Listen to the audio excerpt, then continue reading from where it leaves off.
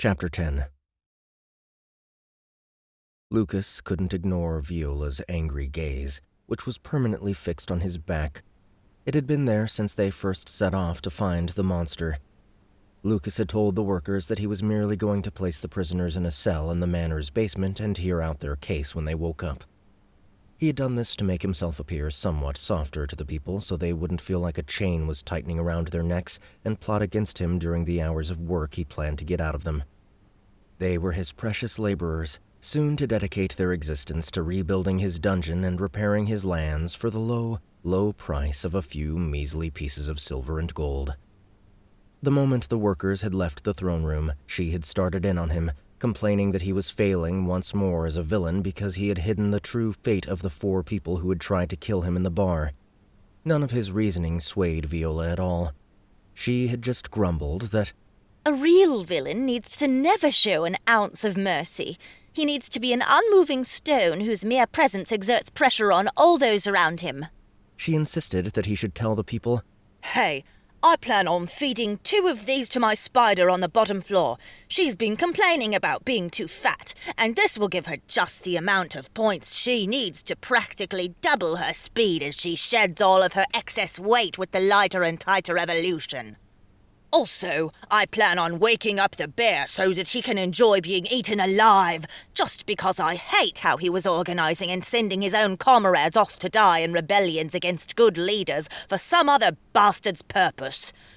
Oh, and then I plan on taking the next 2 men, still unconscious, to barter with another monster." Viola made an obvious and indignant noise yet again. "She's going to mope the whole way, isn't she?" Nick asked. "She's not the boss's boss, and she needs to learn that she can't always get her way," Bonnie said. "If she wants to get her way, she needs to pay accordingly. It's the golden rule, after all." "The golden rule?" Nick asked. "Yeah," Bonnie laughed. "He who gives me gold makes the rules." "I like that rule," Lucas said. "Suits me just fine." Good rule. Katie added as she slithered along behind him, carefully avoiding sloshing water as she made her way across the terrain. Interestingly enough, the Naga chose to carry around pails of water with her anywhere she went in order to keep her scales wet. Apparently, it was incredibly uncomfortable whenever they started drying up, which also decreased her stats and movement speed a small bit. As such, while traveling with Lucas over land for such an extended period of time, she kept buckets of water with her that she held with the end of her very long, strong tail. "Lucas, you're just saying that because you have the most money," Nick countered. "Poor person say what?" Bonnie asked, following her statement up by sticking out her tongue at the man. "I haven't been poor for a while," Nick shot back. "Right, 'cause the boss has been taking care of you. So learn to abide by the golden rule and stop grumbling so much." Golden rule, schmolden rule. Whatever happened to people committing to their roles? What villain lets 2 people get eaten by a giant spider for betraying him and then doesn't even get an audience to watch it? Our Lucas is the star of this show, and as a viewer, I can attest that it was horrifying to see a giant monster consume the bodies of 2 people and then morph into an even stronger and more menacing-looking spider. If we had gotten people to see that, they'd have been terrified of Lucas. It'd have been great," Viola protested. In truth, the changes in Sabah had been far greater than what Lucas had expected after choosing the evolution lighter and tighter. The monstrous spider's previously tarantula-like exterior had slowly folded in on itself and condensed until its abdomen was half the volume of its previous size. The change also opened up a few new evolutionary paths, even lighter and even tighter. 4 evolution points, jumping legs, 4 evolution points, and hooking feet, 2 evolution points, the last of which seemed to be an upgrade that would let Sabah hang from ceilings. Combined with how fast she was now, the ability to drop in on her prey would certainly make her a more formidable adversary. He could just imagine how many players might be completely caught off guard when she fell on them from above while they focused on killing her minions. Even though she had clearly not fared very well so far, she had also earned enough points to grab 2 more upgrades for herself thanks to the number of players running the dungeon. Lucas knew it was rather easy to avoid her section entirely by going through the gates and then fighting his previously inept guards, so the fault was more likely a traffic issue than an actual combat issue. He also would have to do something later to change the layout so that players would be forced to engage her. Since he only had 6 points at the moment, he decided to put the first one into Strengthened Silk, which cost 1 evolution point. When he clicked the upgrade, he saw a notification appear. Due to the quality of goods improving, your income from trading silk has gone from 31.6 gold to 47.4 gold per month. This was massive and made Lucas want to dump more points into silk-related upgrades, especially since that income increase would change his new monthly gain after expenditures from 5.6 gold to 21.4. This would allow Lucas to upgrade his guards' training from minimal to basic and still have 11.4 territorial income left over every month. Without hesitating, he grabbed the training upgrade right away, and the training stat bonus jumped from +1 to +2, but they would still need much more time to finish the upgrade. This meant that most of his guards would have combat abilities over 10 even if they didn't level up while he was gone. Then, after thinking about the possibilities of how to use his territorial income, he looked back toward the options that had appeared after he gave Sabah the Strengthened Silk upgrade. The first of the 3 options was Sticky Silk, 5 evolution points, which caused the webs to be more susceptible to fire, but also made them incredibly sticky, binding to whomever or whatever they were stuck to. The next one was simply Swordproof Silk, 50 evolution points. Considering the average price of evolutions, Lucas's jaw almost hit the floor when he saw that evolutionary point price sticker, but the description was clear. Only the truly strong or the wielder of elements will ever be able to break this silk. It caused Lucas, who had just been salivating over a mere 15.8 net territorial income, to go wide-eyed with hope. Yes, my income will be massive, but I'll need to save for that, Lucas thought, his heart set on Swordproof Silk as he gave a cursory glance to the last option that had opened up, Long-Range Weaving, 2 evolution points, a skill that gave Sabah and her spiders better control of their webs, allowing them to more accurately manipulate them and to shoot them farther. This is where the money is. If this silk turns out to be as tough as I think it is, players will die to get their hands on it in the early levels, Lucas thought to himself. He wouldn't spend another evolution point on Sabah until she hit 50 total, realizing that not only would he probably be able to increase his territorial income, but he'd also be able to recoup the money he was spending on hiring Bonnie and Nick, as well as create a massive incentive for players to fight one of his mini-bosses. You really need to get over it, Viola, Bonnie advised, the conversation having gone on while Lucas was busy putting points into Sabah's skills. Boss never budges. Trust me. You need to stop asking him to put you on retainer, Nick laughed. You all need to be quiet, Lucas said, adjusting the weight of the body slung over his shoulder. What? We do? Nick asked, looking around. Where's the monster, then? He's above us, Bonnie said, pointing up toward the winged primate in the sky. Lucas looked up and spied what appeared to be a silverback gorilla. That is, if a great ape had a pair of wings that extended as wide as a condor's. Even stranger, it had 4 arms and 2 legs, a tail that snaked out and split in 2 halfway down its length, and a beak in place of a mouth. What in the hell do we even call it? Lucas asked as he stared up at the blue-furred, blue-winged flying sky monkey thing. Well, from what I know, boss, it's a unique monster named Linnaeus, Bonnie answered. The forum posts say that it's usually pretty hard to find, so I'm surprised it's so close already. Maybe the blue color of its coat makes it hard for most players to see against the backdrop of a clear sky. Or maybe... Lucas looked at the 2 bodies Nick had brought out. That prisoner wasn't as bloody as the other were-rat Lucas carried, but it still had some dried gore on it. It might have smelled us.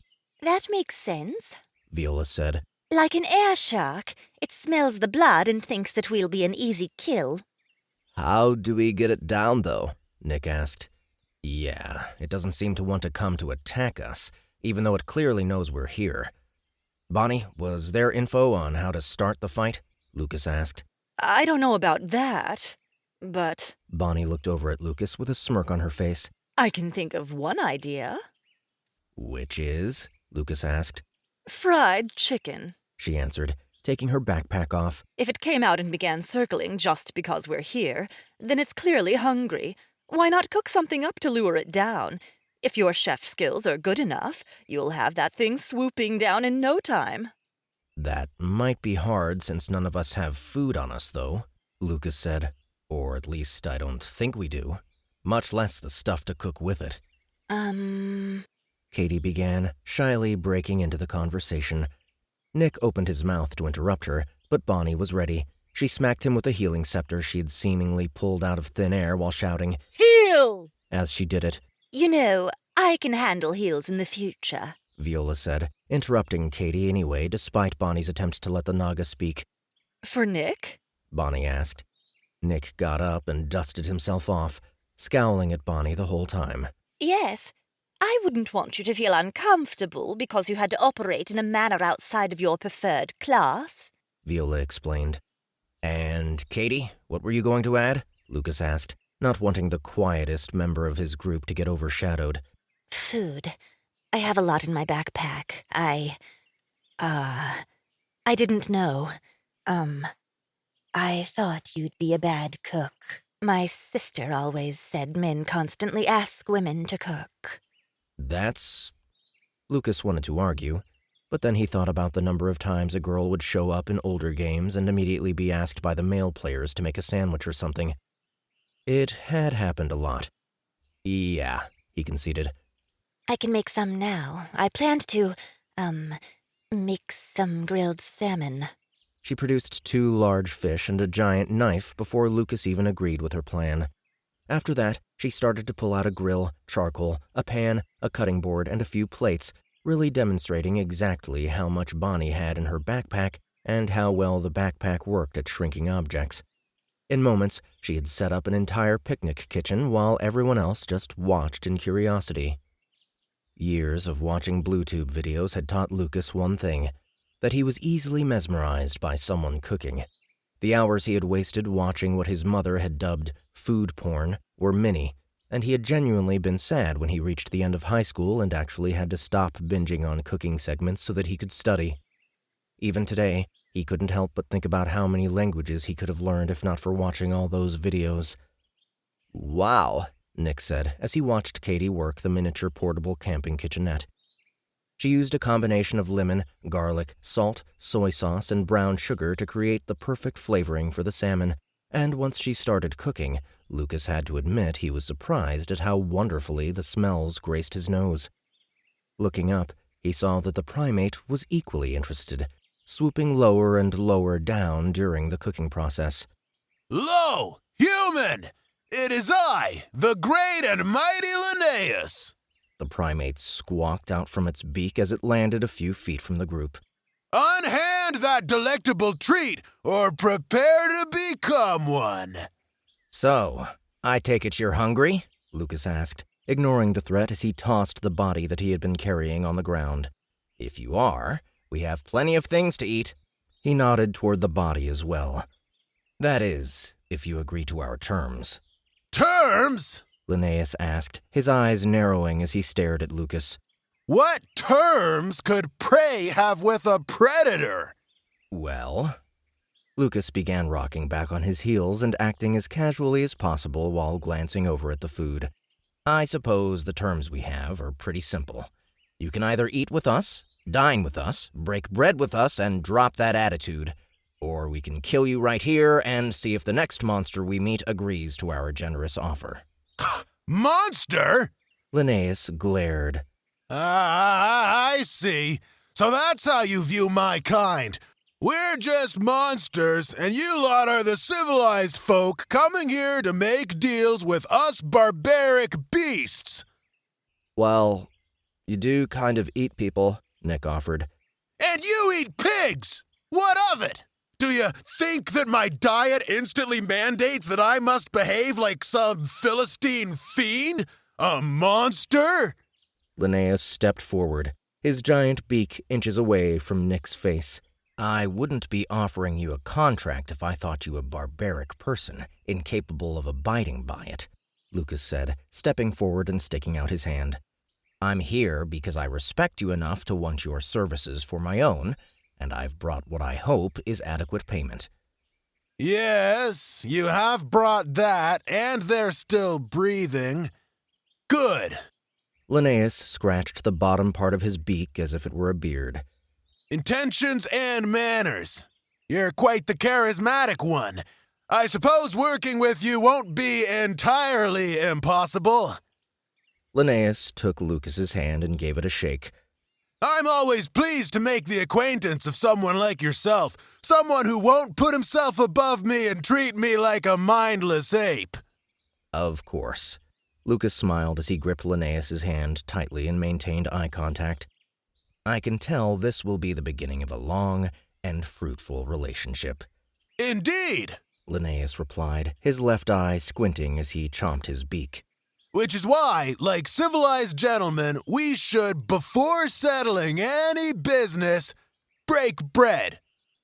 I don't think we have any bread on us, Lucas replied. Unless you have some?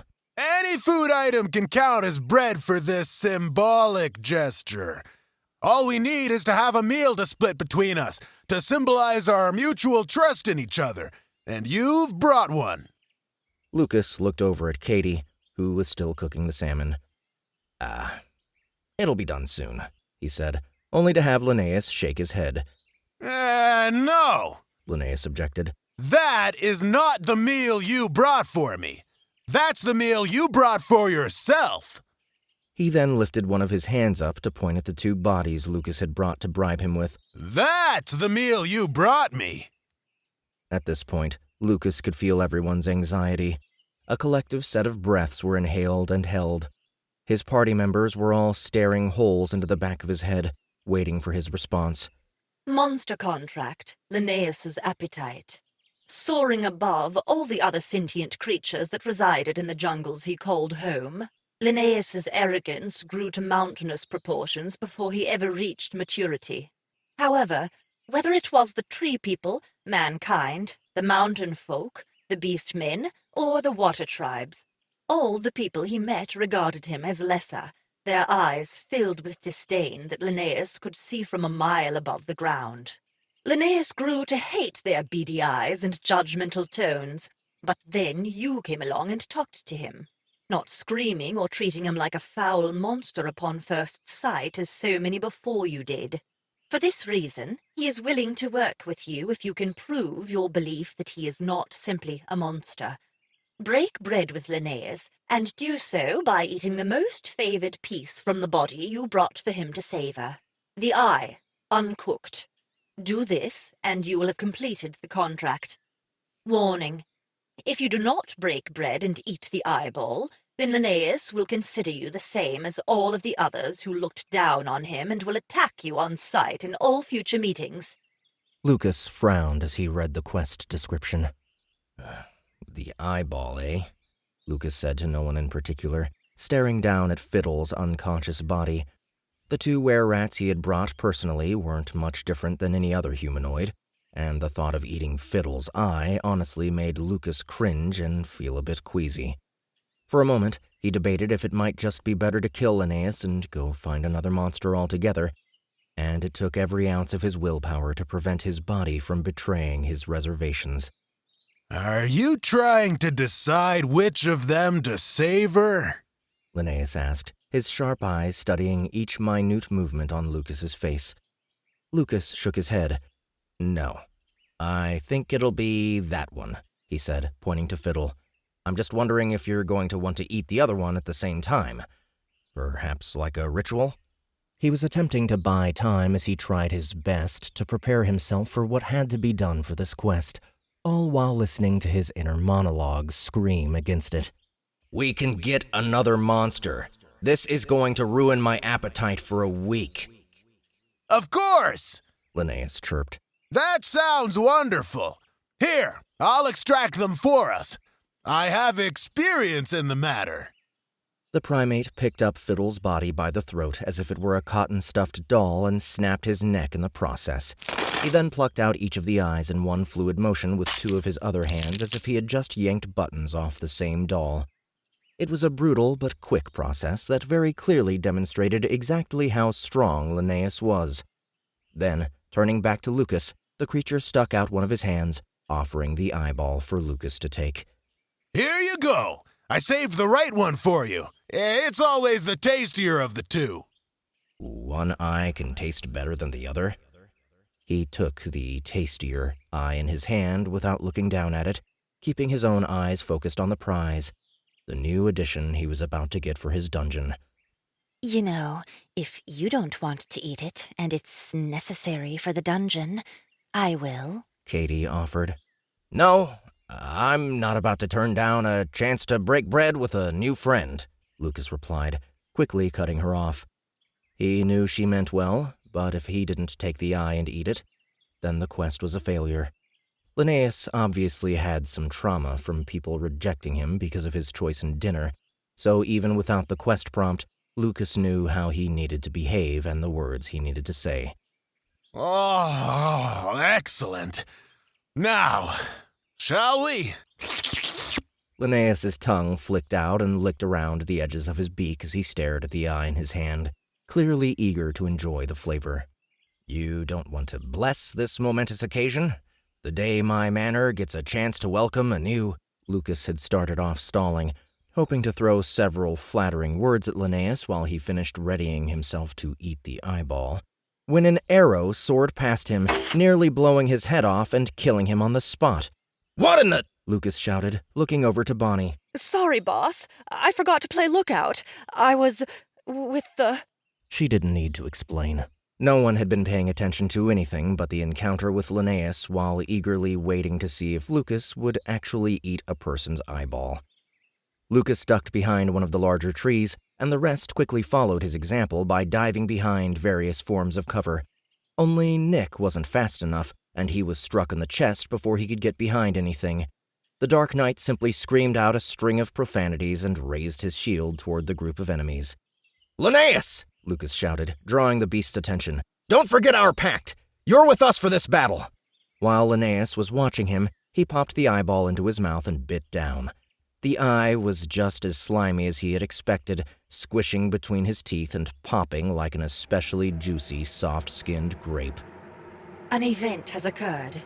You have partially completed another requirement to begin the vampire quest chain. You have completed monster contract Linnaeus's Appetite, but have also been ambushed by enemy players that have a quest to kill Linnaeus. If Linnaeus dies during their quest, you will lose 5 levels, and he will respawn but be inaccessible in the future as a contracted beast. Yep, I'm never going to be able to forget this, Lucas thought as he gulped down the eye. He then readied his staff and began charging up chain lightning. Ha ha! You surprise me, human! Linnaeus laughed.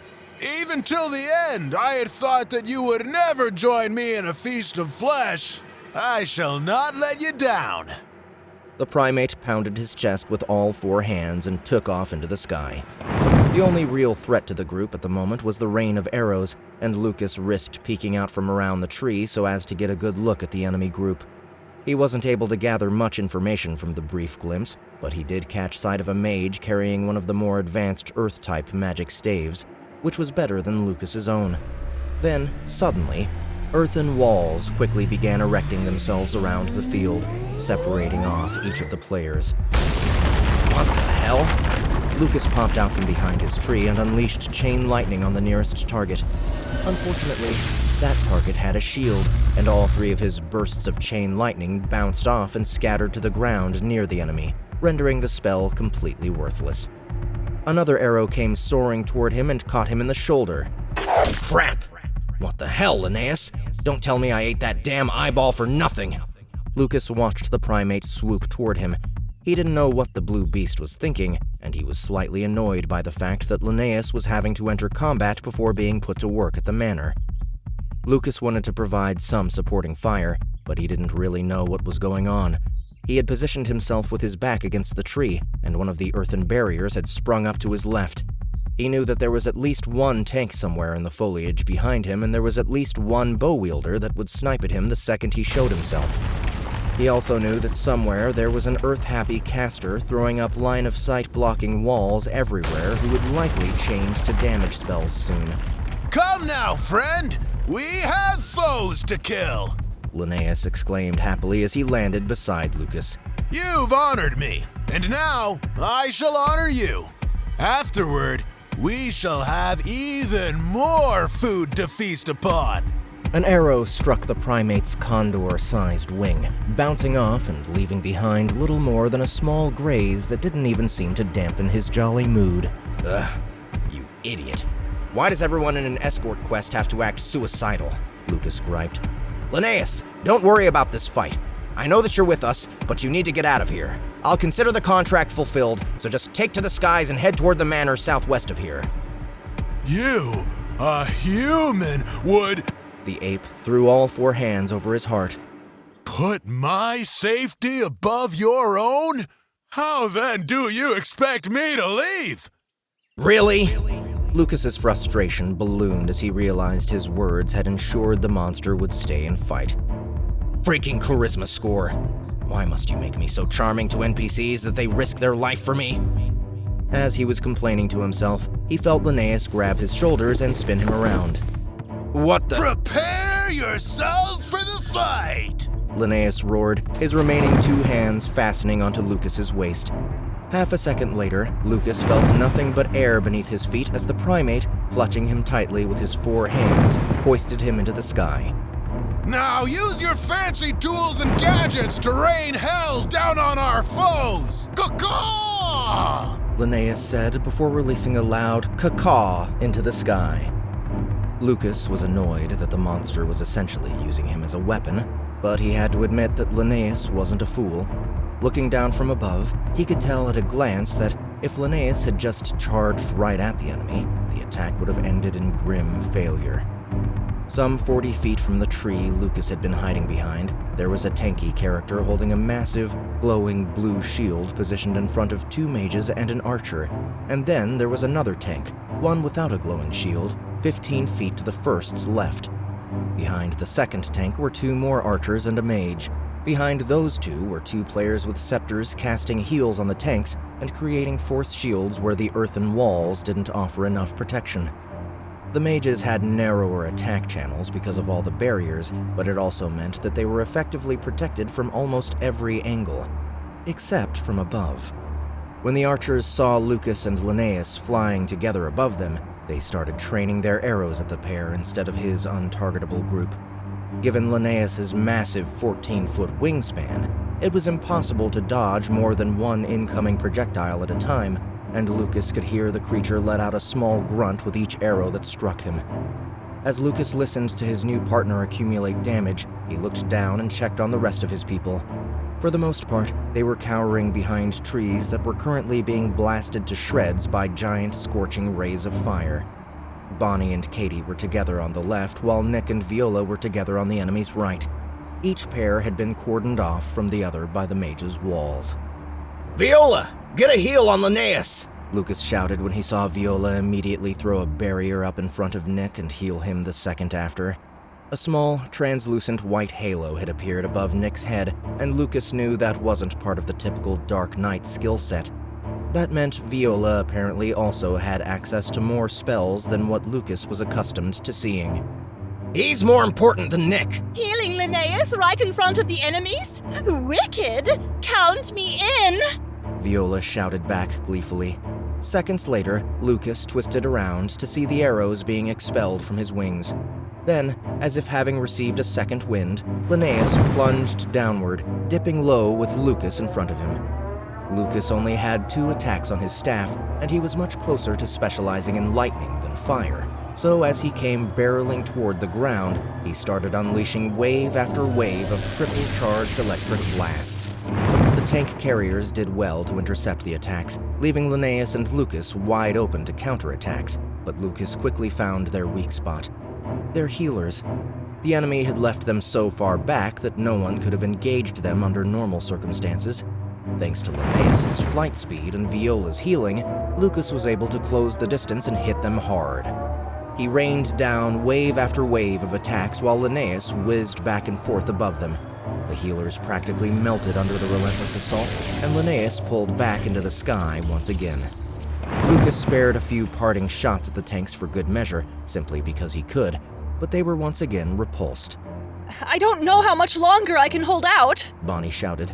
She sprinted out from behind the trees she was using for cover and ran over to another, taking an arrow to the back as she moved.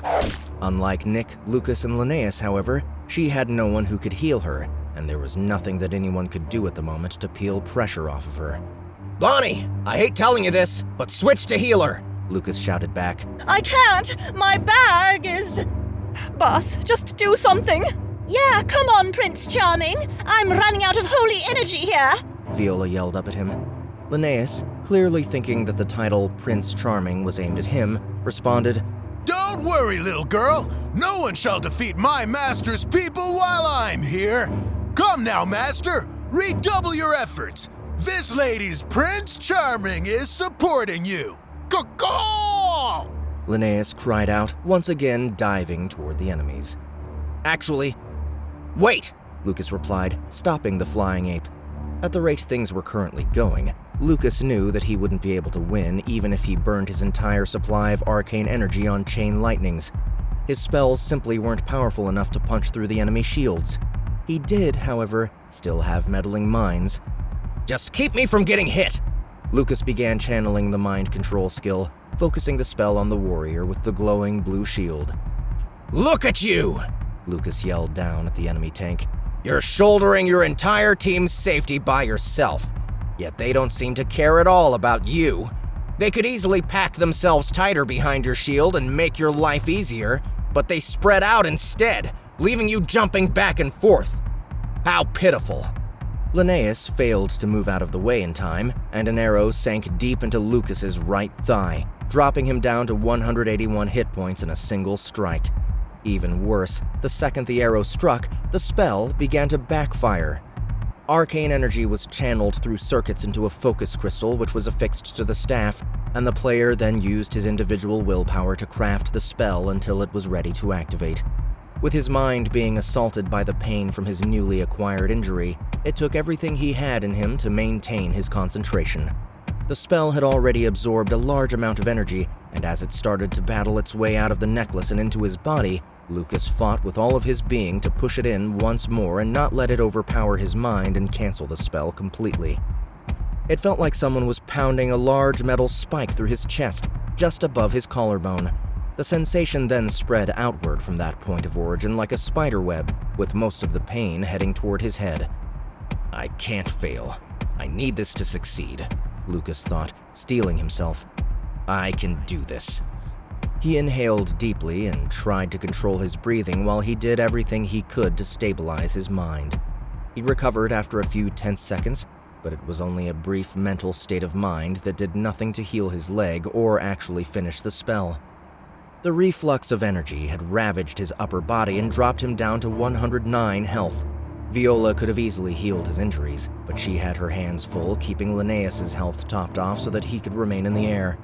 An occasional burst of fire had started soaring toward the airborne ape along with the arrows.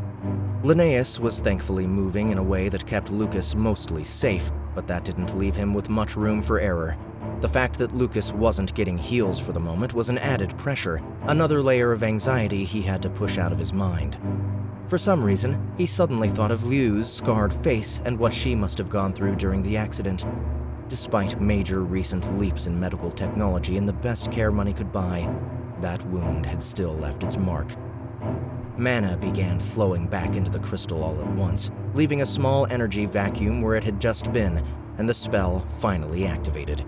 The tank had previously been mitigating the damage received by his party rather well. So well, in fact, that everyone was in perfect shape despite both their healers having been turned to ash. But when the spell hit, he instantly lowered his shield. He turned around and, in a flurry, activated a chi attack at the archer positioned directly behind him. The tank's sword glowed red and then cut through the archer, completely severing him in two as 5 rapid attacks dug into the same spot in succession. Knowing that the spell would wear off any second, Lucas capitalized by blasting the mage that had been constantly erecting earthen walls with 3 bursts of chain lightning. The first burst sent the mage to the ground, and the second one clearly finished him off, but the third turned his flesh into all-far barbecue. The assault was excessive, but Lucas didn't want to take any chances. He also needed to vent a little frustration. You traitor! A second archer shouted. He redirected his aim and shot at the sword and board warrior whom Lucas had mind-controlled, but the arrow never landed. The fighter simply spun around and blocked the attack, and only the cling of metal let Lucas know exactly how deadly the shot would have been. Since the archer was distracted with the immediate threat of the fighter in front of him, Lucas fired off another salvo of lightning. The second tank intercepted Lucas's attack before it connected, once again turning it away and redirecting it harmlessly into the ground. But then an arrow struck him right through his gritted teeth. Lucas jerked around and spied Katie. She had evidently spied the same opportunity that he had and had landed a critical headshot right through the man's face, splattering bits of spinal cord and vertebra across the tree and ground behind him. 5 down, 3 to go. Ignore the players! It doesn't matter what we do! We just need to kill that bird beast monster! The remaining enemy tank shouted, pointing toward the sky. Right! Both of the remaining 2 archers called back before returning their fire to Linnaeus. Linnaeus, Lucas began, I hate asking this, but you're going to need to use me as a shield. Lucas saw the archers preparing for a coordinated volley. They weren't going to kill the beast with Viola continuously healing him if they didn't do a ridiculous amount of damage quickly, so they had begun activating one of the skills Lucas knew some archers had. Multi-shot.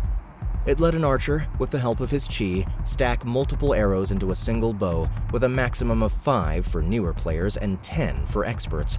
The skill had 2 downsides, however, that generally meant players avoided using it PvP. First, it took 2 to 3 times as long to knock all the arrows.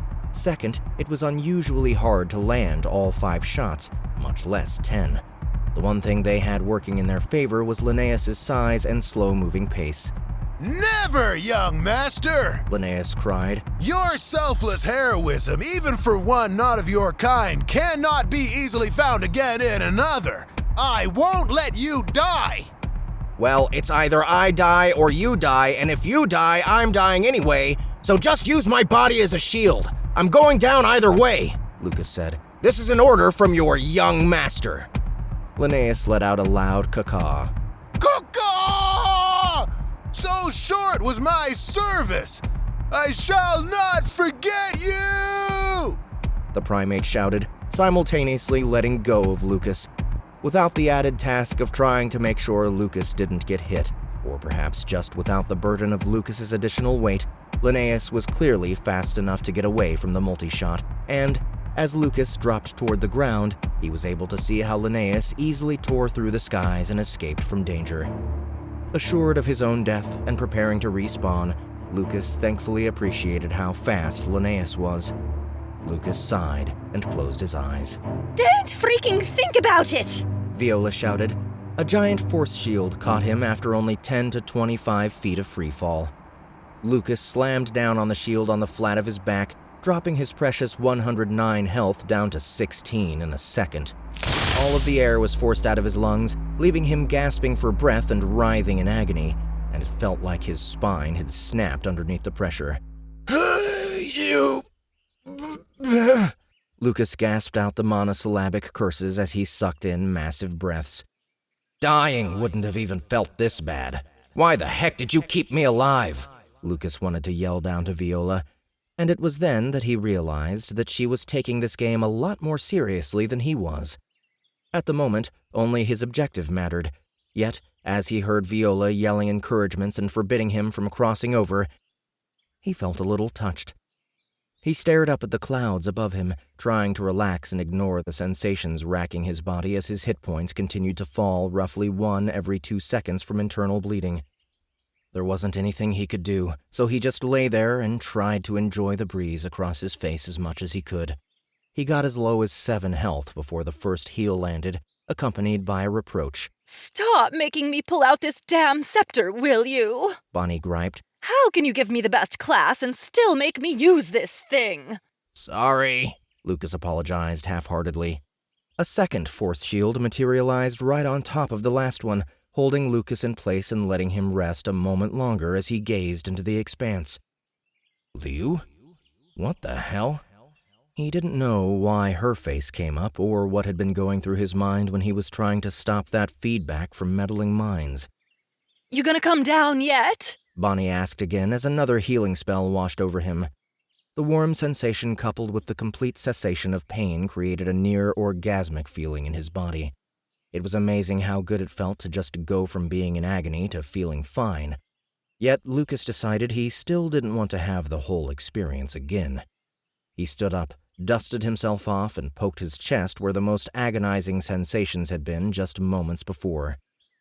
I really need to drop the pain realism level to at least 50% or 80%. This 100% is killing me. Yeah, I'll get to it, Lucas said in reply to the fox girl. Below him, he saw that one of the archers was dead with arrows in his body, and the other appeared to have been brutally hacked apart. The tank's dismembered corpse had been scattered around the area, and Linnaeus was munching on one of his arms as if it were watermelon on a sunny day. I'm glad to see you're still alive, young master, Linnaeus said, waving the arm at Lucas. There are several of the finest eyeballs down here, if you want to come and eat with me. So, it was a complete success. He hadn't been up there that long, but in a short period of time, Katie and Linnaeus had apparently taken out the remaining players. I'm good, Lucas called down. Linnaeus wagged the arm again at Lucas as if inviting him to dinner. Oh, are you sure? Combined with the 2 bodies you brought me earlier, there is plenty to snack on. Yeah, Lucas said. I'm good. You just enjoy it. I'm usually more of a cheese man, if you want to split some of that. Linnaeus paused, pressing the arm against his chin as he scratched his head with 2 of his other 3 hands. I think I will have to try this cheese. But not right now. This type of feast rarely shows up at my door. No worries. You can take your time. I still have plenty to do today. Can't be gorging myself on food when I have so many tasks that need doing, Lucas said as he choked down the revulsion he felt at the idea and tried not to let it show on his face.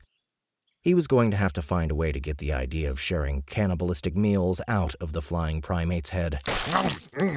Well, regardless of whether we break bread again today or tomorrow, I can already tell you this has been a fruitful employ already. You said your manor was to the south? Is that the one where Keegan used to be? You knew him? Lucas asked. He organized adventurers to kill me often. In a way, he was responsible for my meals. Oh, yeah. Linnaeus finished off the arm he was working on and moved to the next, talking with his mouth full. Even though Linnaeus spoke like a model gentleman, behaving rather politely and acting with a sincerity that was rarely matched among the men whom Lucas had met, his conversational deportment was in stark contrast to his table manners. Lucas had trouble watching as Linnaeus devoured his prize, yet he couldn't look away either. Strangely, the rest of the group seemed to be just as captivated as he was. Lucas was so absorbed that he only caught the tail end of the kill messages and other notifications from the battle. You have killed Fonzarius the Suave, another player. You have been awarded 20 experience, a fancy leather jacket, a fancy pair of boots, 17 gold and 32 silver have dropped upon death. Your repetitive use of lightning-based elemental spells has increased your lightning affinity from 1 to 1.5%. Due to repetitive struggles maintaining the flow of pure arcanum within your body, your arcane energy resistance has increased from 0 to 2%. After roughly 5 minutes of the group gawking at the train wreck-level catastrophe that was a giant primate devouring people's still warm bodies, the notification Lucas had been waiting for finally appeared. Monster contract, Linnaeus's appetite. While Linnaeus's hunger is nearly endless, so is his loyalty to those he believes to be his friends, one of which you have proven yourself by completing the basic parts of this quest and additionally creating the perception of self-sacrificial character. a trait that Linnaeus considers the noblest feature of all for a ruling class. You have earned Linnaeus's unerring loyalty. He sees you as a brother in arms and will treat you like family, not as a master, when outside your territory. But he will obey all orders and serve you well when defending your dungeon. Additionally, your service in battle has touched Linnaeus. He has thus chosen to grant you one of his most prized trinkets, a bauble he has kept with him for ages. You now have Alpha Knight's Knight. Linnaeus, Primate Quest level, Mini-Boss. Loyalty level, Zealous, cannot be lowered by evolution choices. Current evolutions, 4 arms, not 4 eyes. Remaining evolution points, 10. Loot level, 10 out of 10. Lucas wasn't able to stop himself from immediately opening up the dungeon menu and then Linnaeus's evolution section when he saw Linnaeus's loot level and the fact that he already had 10 evolution points. The anticipation he felt over customizing this monster was akin to the same excitement that a child felt while rushing down the stairs to open up Christmas presents. It was thrilling. Other people should have this feeling too, Lucas suddenly thought as he brought up the menu. People would fight for the ability to do this as well. Guilds might struggle daily and deliberate over exactly how to achieve this goal. This is fun. Why am I the only one who gets to do this? Why didn't Liu already put this player-operated dungeon plan in motion on a wider scale for everyone to take part in? It's simple. He opened the display that fully listed all of Linnaeus's possible evolutions, and above 4 arms, not 4 eyes, there were 3 options. Grey, 4 arms, why not 4 tails? 2 evolution points. Linnaeus's tail will split in 2 once more, creating 4 separate and independent tails that may be used for both attacking and holding objects. Grey, 4 arms, why not 4 wings? 2 evolution points. Linnaeus's agility in flight could be better, and with an extra pair of wings, his flight speed will be improved by a minor amount, and his mobility in the air will be increased by a significant amount. His ground mobility will be negatively impacted, but only slightly. Grey, 4 arms, 4 eyes. 1 evolution point. Due to his eyes being those of a primate and not suited for high-altitude hunting, Linnaeus's ability to spot and target prey has always been lacking in comparison to raptors or other flying predators. With an extra pair of sharper eyes, Linnaeus will enjoy much greater visual acuity. Then, on top of those 3 branches that were built off of the initial evolution Linnaeus had already taken, there were more branch options offering some neat tricks. Blue. Shifting tides of blue. 4 evolution points. Linnaeus prides himself on the fact his coat of fur and his feathers are both close to the color of the sky, but neither of them has matched it yet. With this evolution, Linnaeus's exterior will not only be several shades of blue closer to the sky's own color, but it will also slowly shift throughout the day to continuously mimic the color of the sky, changing from a whitish blue in the day to a very dark blue at night, making him significantly harder to spot. Grey. Throne ambitions. 4 evolution points. This option will shorten Linnaeus's arms, allowing him to use the top 2 arms to throw objects with both speed and precision, as well as use projectile-based weapons such as a bow in a manner not possible by other non-human primates. When selected, the melee damage that Linnaeus does will take a slight penalty. Grey. Weaponized rear. 2 evolution points. This option will add a sharp spike to the end of each of Linnaeus's tails. These talons will significantly improve his melee combat capabilities. Grey. Mouthing off. 4 evolution points. This option will replace Linnaeus's sharp, tearing beak with a much stronger, standardized primate jaw, trading in the precise sharpness of the beak with a more crushing bite, allowing Linnaeus to do significantly higher damage to armored foes. Looking at all the options, Lucas didn't know exactly what to pick. Given the way Linnaeus had used him during combat, treating him like a handheld lightning-firing machine gun, it might be best to make sure the creature had some type of ranged ability. But he wasn't certain. Most people considered melee combat to be more honorable than ranged, and speed would make melee a much greater threat. Yeah, speed is what is needed, Lucas decided, spending 2 points to select 4 arms, why not 4 wings, as the first evolution. When he picked it, he was pleased to see 3 more options open up. 2 were centered around feather types, explaining how one slightly boosted Linnaeus's glide speed and the other one slightly boosted his mobility, but Lucas had no idea what the system was talking about.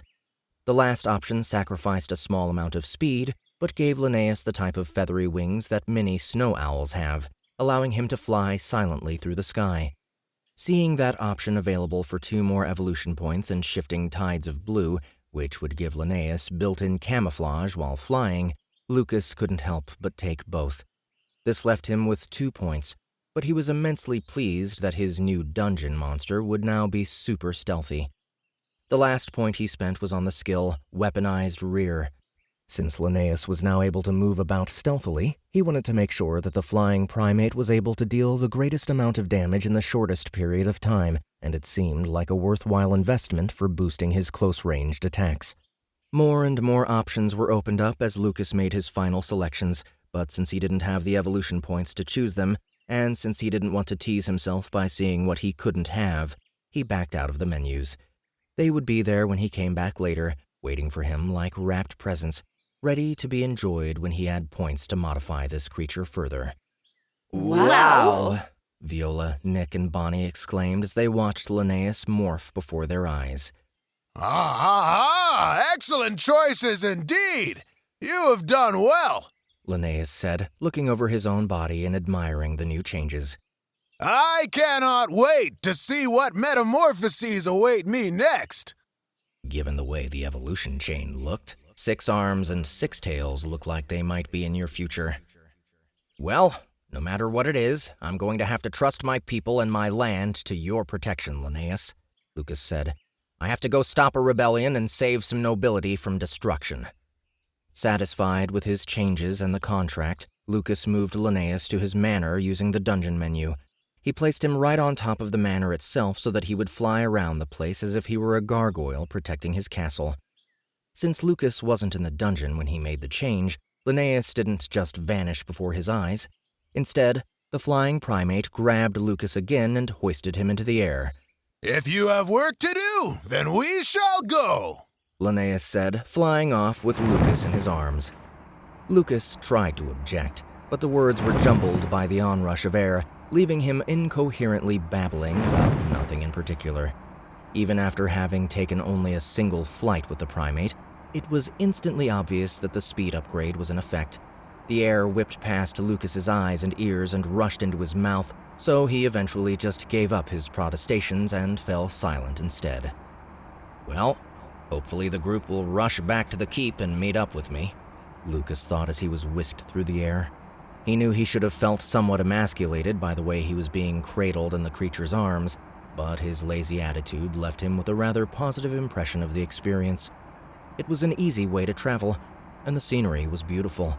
Staring at the clouds as Linnaeus tore through them reminded him of the months that he spent with Liu, when he didn't know she was Liu, soaking in the sun while listening to her talk about castle life. He just listened to her. Although, now that I put it in the right light, I suppose all those tasks she was complaining about weren't exactly castle problems, but probably her issues adjusting to her job as a GM. Lucas remembered well how much she had mentioned hating her boss. He had just assumed that she had meant Dre von Maidbanger, but it could very well have been some jerk at her office who was constantly perving on her. Here we are, Linnaeus said as he set Lucas down in front of the manor. The trip to find Linnaeus had taken half an hour, but the flight back had only taken a few minutes. Linnaeus was, without a doubt, the fastest mode of transportation on the entire island. Thanks for the lift, Lucas replied. I'm going to take care of a few things, but then I'll be heading out. Do you think you can take care of the place while I'm gone? Without a doubt, no one shall enter this establishment without your say-so, Linnaeus bragged, pounding his chest. I will show those common thugs and peasants the nobility of the sky. Lucas watched Linnaeus take to the sky. This guy definitely thinks very highly of himself. But given that he has a loot level of 10 and that the party who came to defeat him had 8 players, it makes sense. With how the loot system works and how many parties one has to wipe out in a row to reach his loot level, he has to be nearly undefeated. After the modifications I've given him, he can swoop down and kill someone before the enemy even notices he's there. Those words are definitely not empty gestures.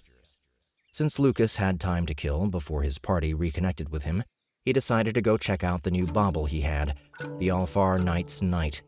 It was a silver and black crested armlet, and it glowed as he pulled it out. He equipped the item to see if the system would tell him what it did, and he instantly noticed that the armlet seemed to absorb light around him, creating a bubble of semi-darkness.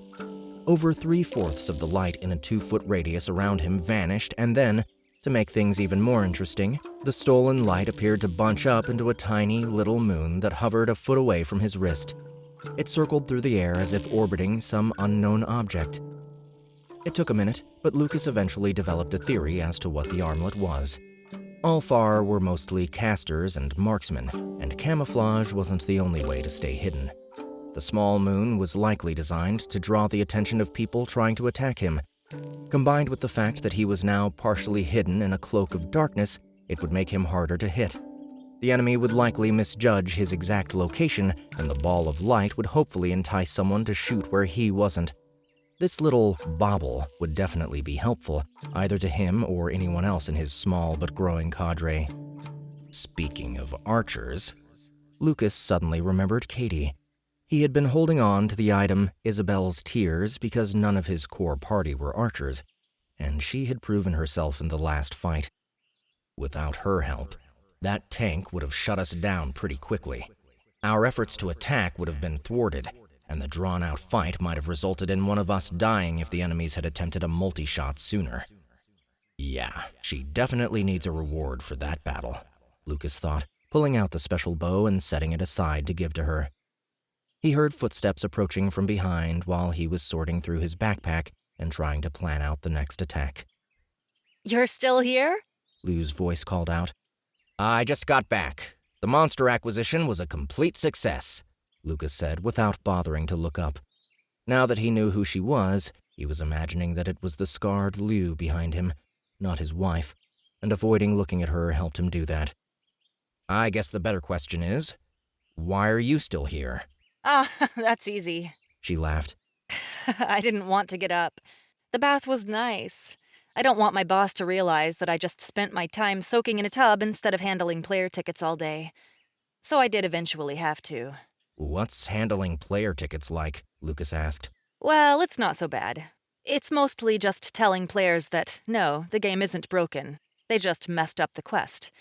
Since I don't usually have to solve that many of them, I often try to go a step above and explain to the player how to get their quest back on track. It's one of the reasons I can goof off. My customer service reports are better than anyone else's. 'Cause I'm the best. At some things, you really are, Lucas agreed. And now, I have to go to Fulda and go handle this player's problem with his quest. He said he went to turn it in and that the NPC that should be there to accept the turn-in is missing. Lou griped. Fulda? The name caught Lucas's ear. It was the town with the noble Roland, the one whom Lucas knew was set to be attacked. An NPC is missing in Fulda? Yeah, I'm about to warp over there now. It's not just one. There are 3 that have all gone missing, so I'm positive that there is a problem. She explained. But I'm pretty sure it'll be easy to solve. They're probably all just bunched up for some other event and will return to their places whenever that's over. Or they'll never return, since it's hard to put a corpse back where it should be, Lucas grumbled. Lucas turned about and walked off without waiting for a response and without saying another word. Not even a goodbye. Lou sighed as she watched him leave. Oh well. New day. Same Lucas. Lucas looked up as he walked through the courtyard, but he didn't spot Linnaeus anywhere. Deciding to take care of his party first since Linnaeus was nowhere to be seen, he slowed down and turned to one of the guards. Hey, Steve, I got a task for you, he said after bringing up the dungeon menu so that he could get the guard's name. He was worried that he had met him before but simply forgotten it. What do you require, sir? The guard asked, his face showing a little apprehension. I need you to hold on to this, he said, handing the guard Isabel's tears. Give it to the Naga woman when she comes back to town with the group, and then tell the party that I am heading to Fulda to handle a rebellion that is about to crop up. Tell them not to waste time on the way. I may desperately need them. Just that? Steve asked. Just that, Lucas affirmed. Well, at least the wife won't have to worry about me leaving her with the kid, the guard murmured quietly. Linnaeus! Lucas's mind raced with the possibility that he wouldn't show up in time and that the nobles he intended to save would already be dead. Those NPCs are definitely missing because they're part of a rebellion, one that will land another pair dead for that bastard's ambitions. I can't allow this, Lucas thought as he tried to find his invisible flying monkey man. Linnaeus! Could you please come down here? I need a favor, he yelled again, making sure to use the proper magic words his mother had taught him. The ape was sensitive about people looking down on him. And a favor you shall have, Linnaeus said, landing next to him before Lucas even knew that he was there at all. Scary upgrades, Lucas thought, looking up at the creature. Linnaeus, can you fly me somewhere?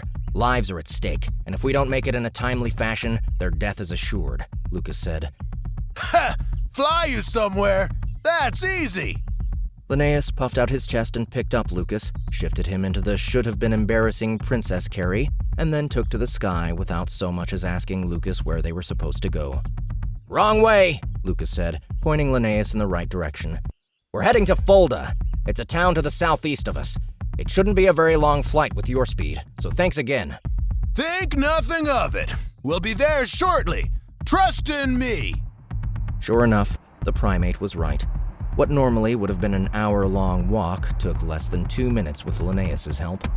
He was faster than any motorcycle Lucas had ever ridden, but while Linnaeus did get him from point A to point B rather quickly, the flight also left Lucas's face feeling numb because the wind wrecked every bit of exposed skin on his body.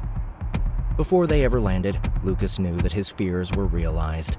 The manor, which was more of a keep than even Lucas's own home base, had a group of at least 200 peasants streaming toward it. The mob was comprised of werebeasts, mere, mountain folk, and alfars, and the army of peasants was clearly meant to look like an anti-Imperium rebellion. If not for the letter that he had discovered on Ash's corpse, Lucas would have believed that to be the case. Lucas was also easily able to spot the ringleader of the attack, a large, spiral-horned minotaur wearing a chainmail shirt and carrying a battle axe.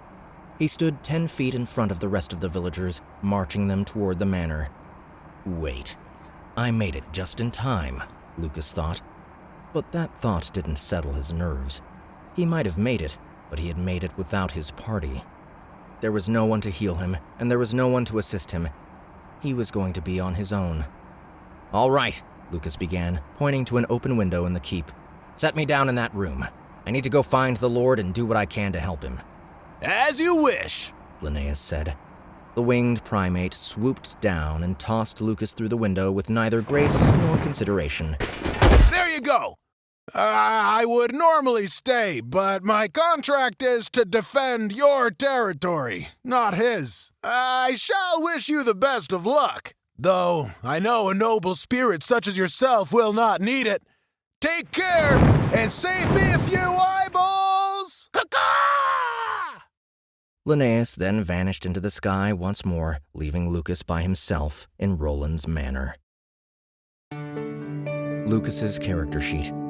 You may skip to the next chapter. Character name, Lucas. Level, -52. Hit points, 348. Arcane energy, 800. Stamina, 100. Current class, Enchanter. Stats. Arcanum, 70. Holy, 0. Athletics, 0. Fortitude, 20. Charisma, 100. Luck, 0. Unspent, 0. Current elemental attunement. Lightning affinity, 1.5%. Effects, +3% lightning element damage, +6% lightning element channeling speed, -3% non-lightning element channeling speed, +0.75% lightning element damage resistance. Arcane resistance, 2%. Combat proficiencies, none. Racial quest chain progress, Vampire.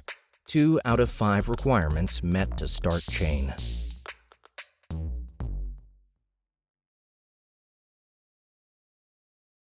Chapter 11. So, it's just me, Lucas thought aloud as he dusted himself off and looked around the room he was in. He was a little surprised by the wooden furniture, decorations, and other objects in the room. They all reminded him somewhat of the Alfar patterns he had seen in Waldburg. Do all of the nobles know about the village? No, that doesn't make sense. Lucas shook off the idea as he quickly exited the room in search of the throne room. Unlike his own, this manor was much larger but even more poorly defended. The hallways were empty, without so much as a single guard or servant or worker to tell Lucas which way to head. Is that because they're all on maximum alert, preparing to handle the rebellion? He wished that his little dungeon menu HUD included a map of this place as well as his own, just so that he knew where he was going.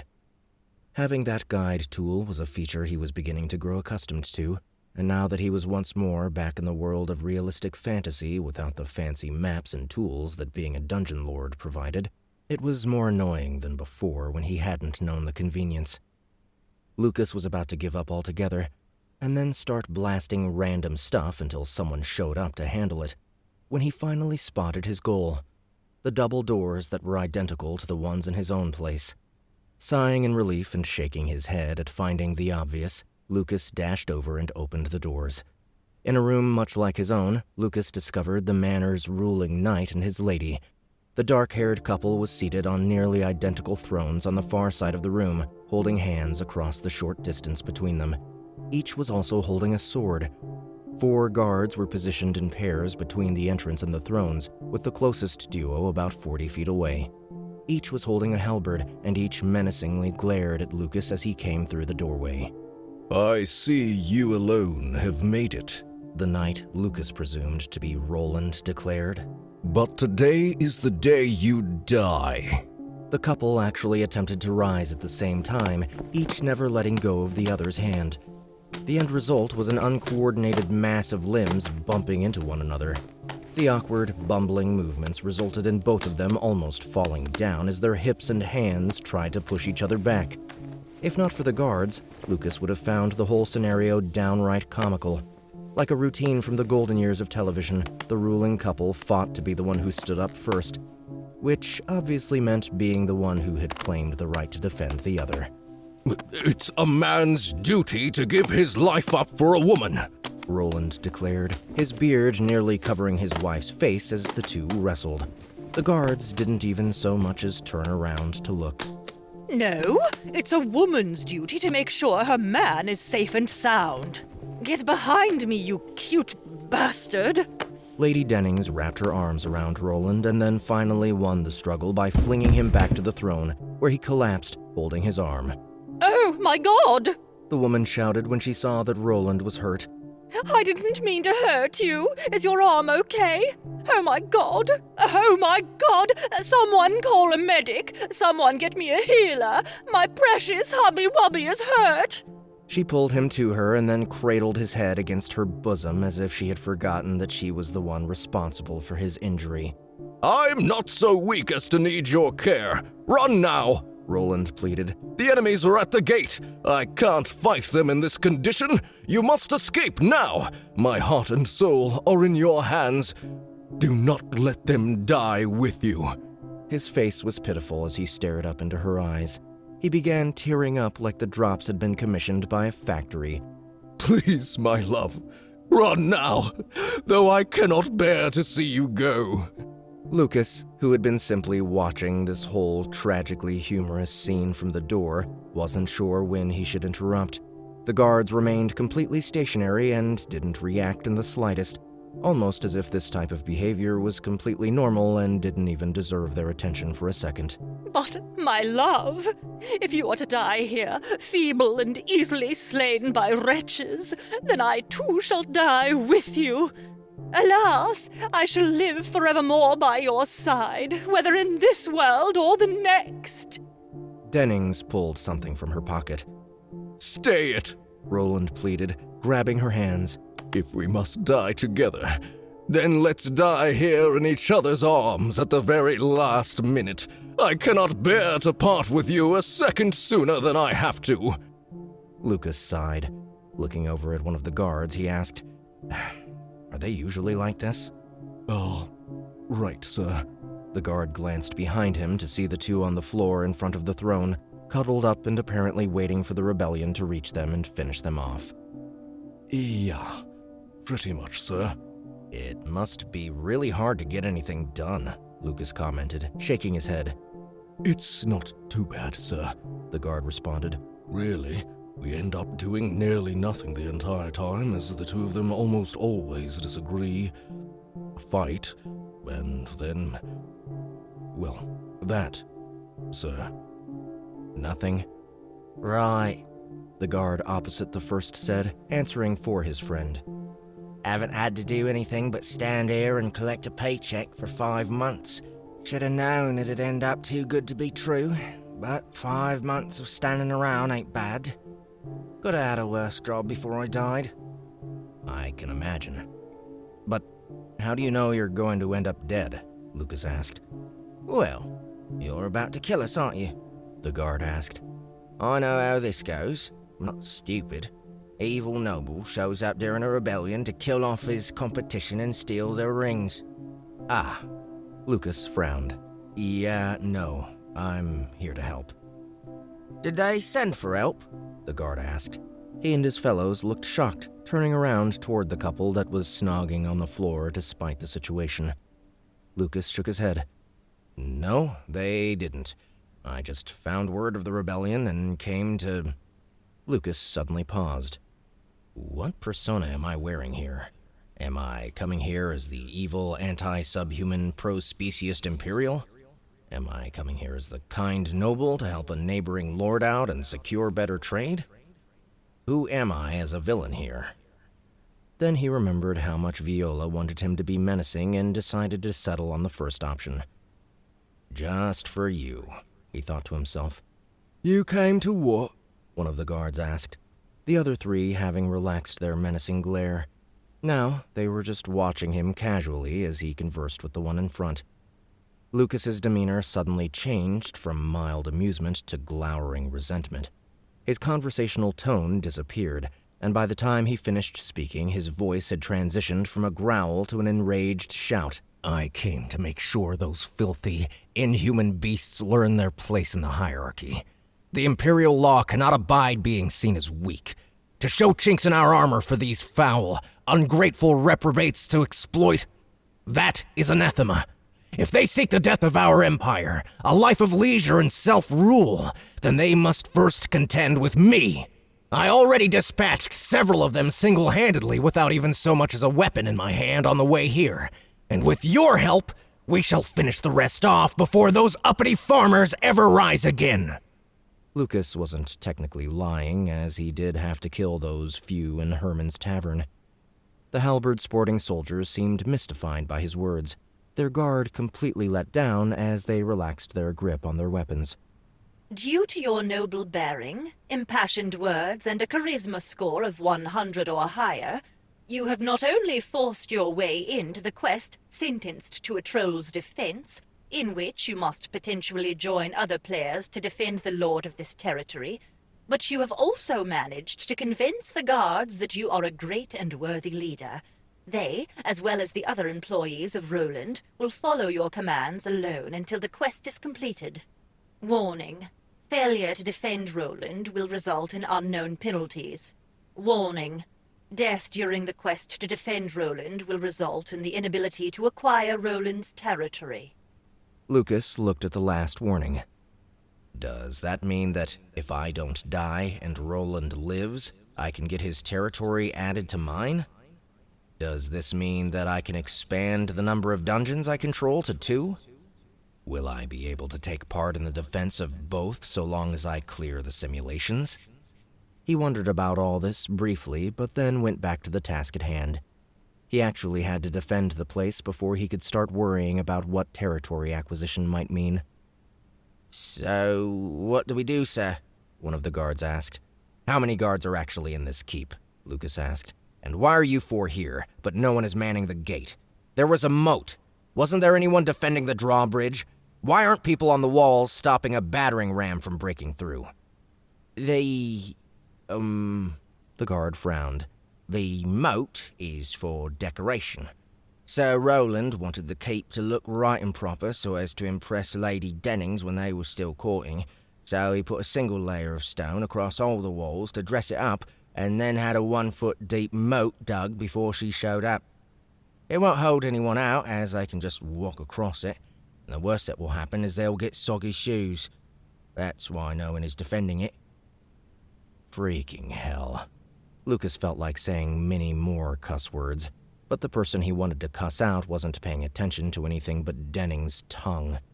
Any complaints he had now would just fall on deaf ears. What about my other question? How many people are defending? The guard looked over at the other one. There are about 20 of us total. There's also the thing is, it's, The guard seemed to be stammering. What? What is the thing? Out with it. We're kind of pressed for time. That door is going to bust down any minute now, and I need info, Lucas practically shouted, frustrated with how long this process was taking. Do they not have any sense of urgency? I saw the mob heading toward this place. They might already be inside for all I know. We have 20 guards and a Grobendis, the guard said.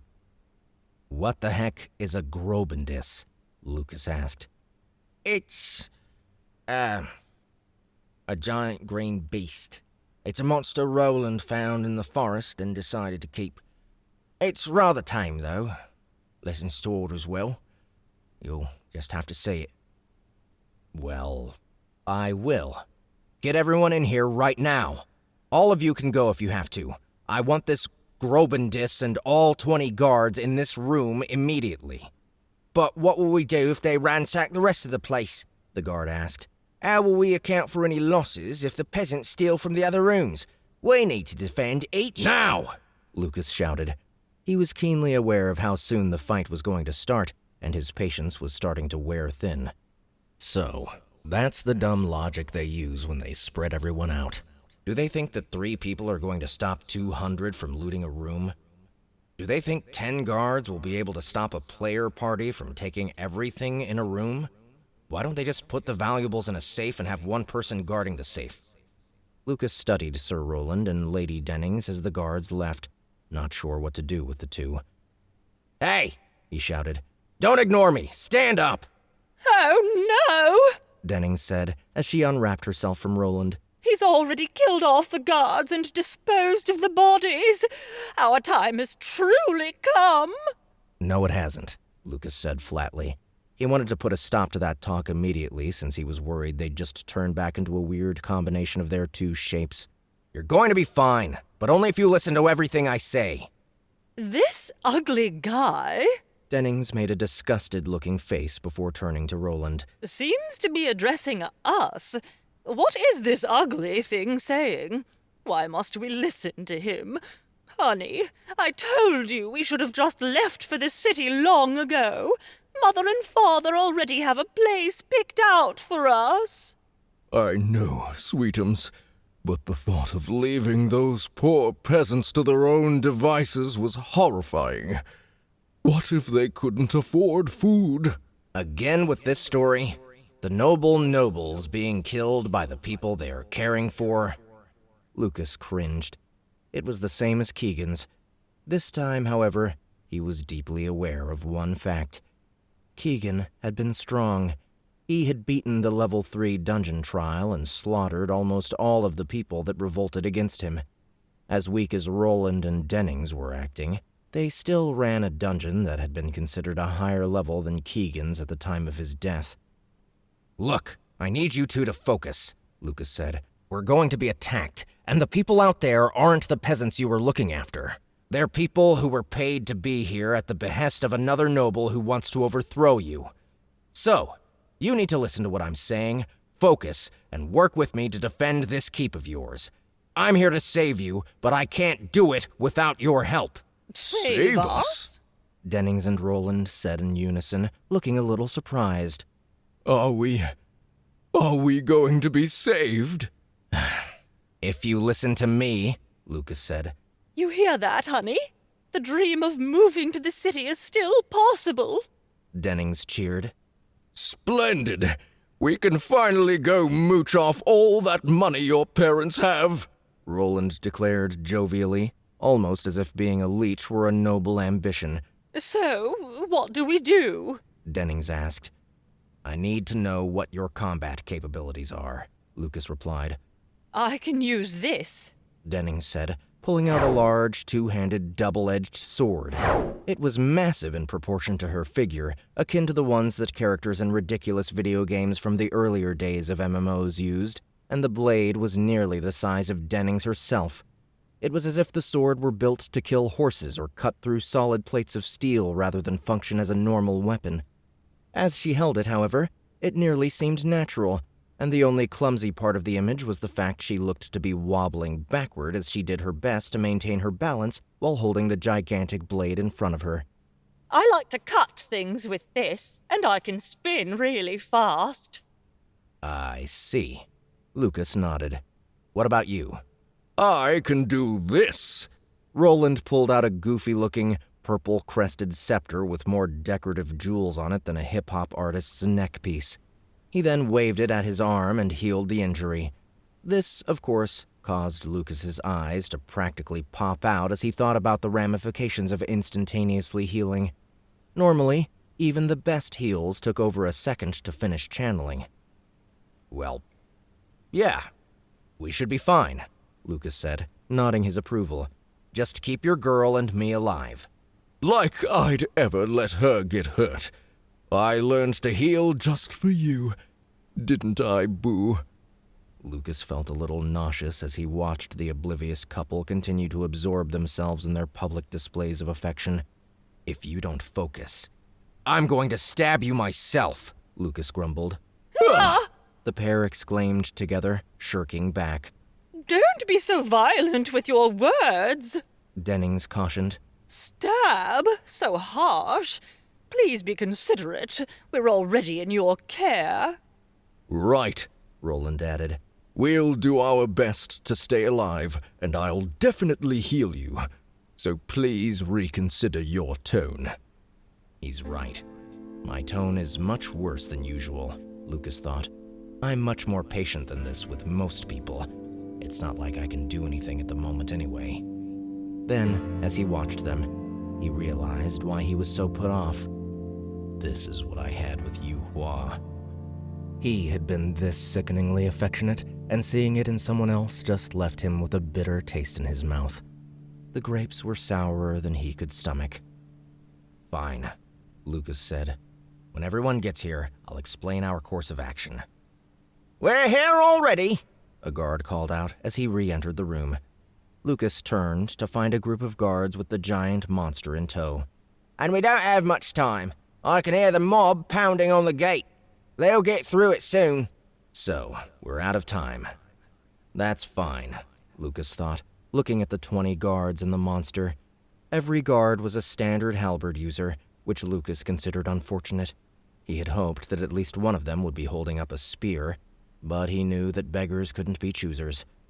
The monster was akin to a troll in size and had green skin that was riddled with large rocks protruding from it. The Grobendis, as the guard had called the thing earlier, had so many of these scale-like rocks growing that Lucas could see immediately how tough it would be to land a single physical attack on it without hitting one of the stones. Only a few places looked vulnerable, and even then, there was only enough open skin to land a straight-on piercing blow. On top of having a craggy rock exterior, the ogre-sized beast had large arms and a fat, round belly, and it was carrying a massive log for a weapon that was so large it was a wonder that it even managed to make it through the doorway. Its face was flat as a table except for his protruding jaws, which had 2 sets of tusks jutting from the top of his mouth out past razor-thin lips. The creature's nose was almost non-existent, nothing more than 2 tiny holes, and its eyes were small, thin, and narrow compared to the rest of his watermelon-sized bald head. What you looking at? the Grobendis asked. You, Lucas said. You look like you might be able to help everyone out a lot here. He pointed to the log that the Grobendis was carrying. What's your name? Name? The Grobendis asked. My name is Smash. Smash the 7th, son of Smash the 6th, and Pound. That's... Lucas had to stop himself from chuckling at the names as the Grobendis proudly declared his heritage. That's a good name. I take it that you're capable of living up to it?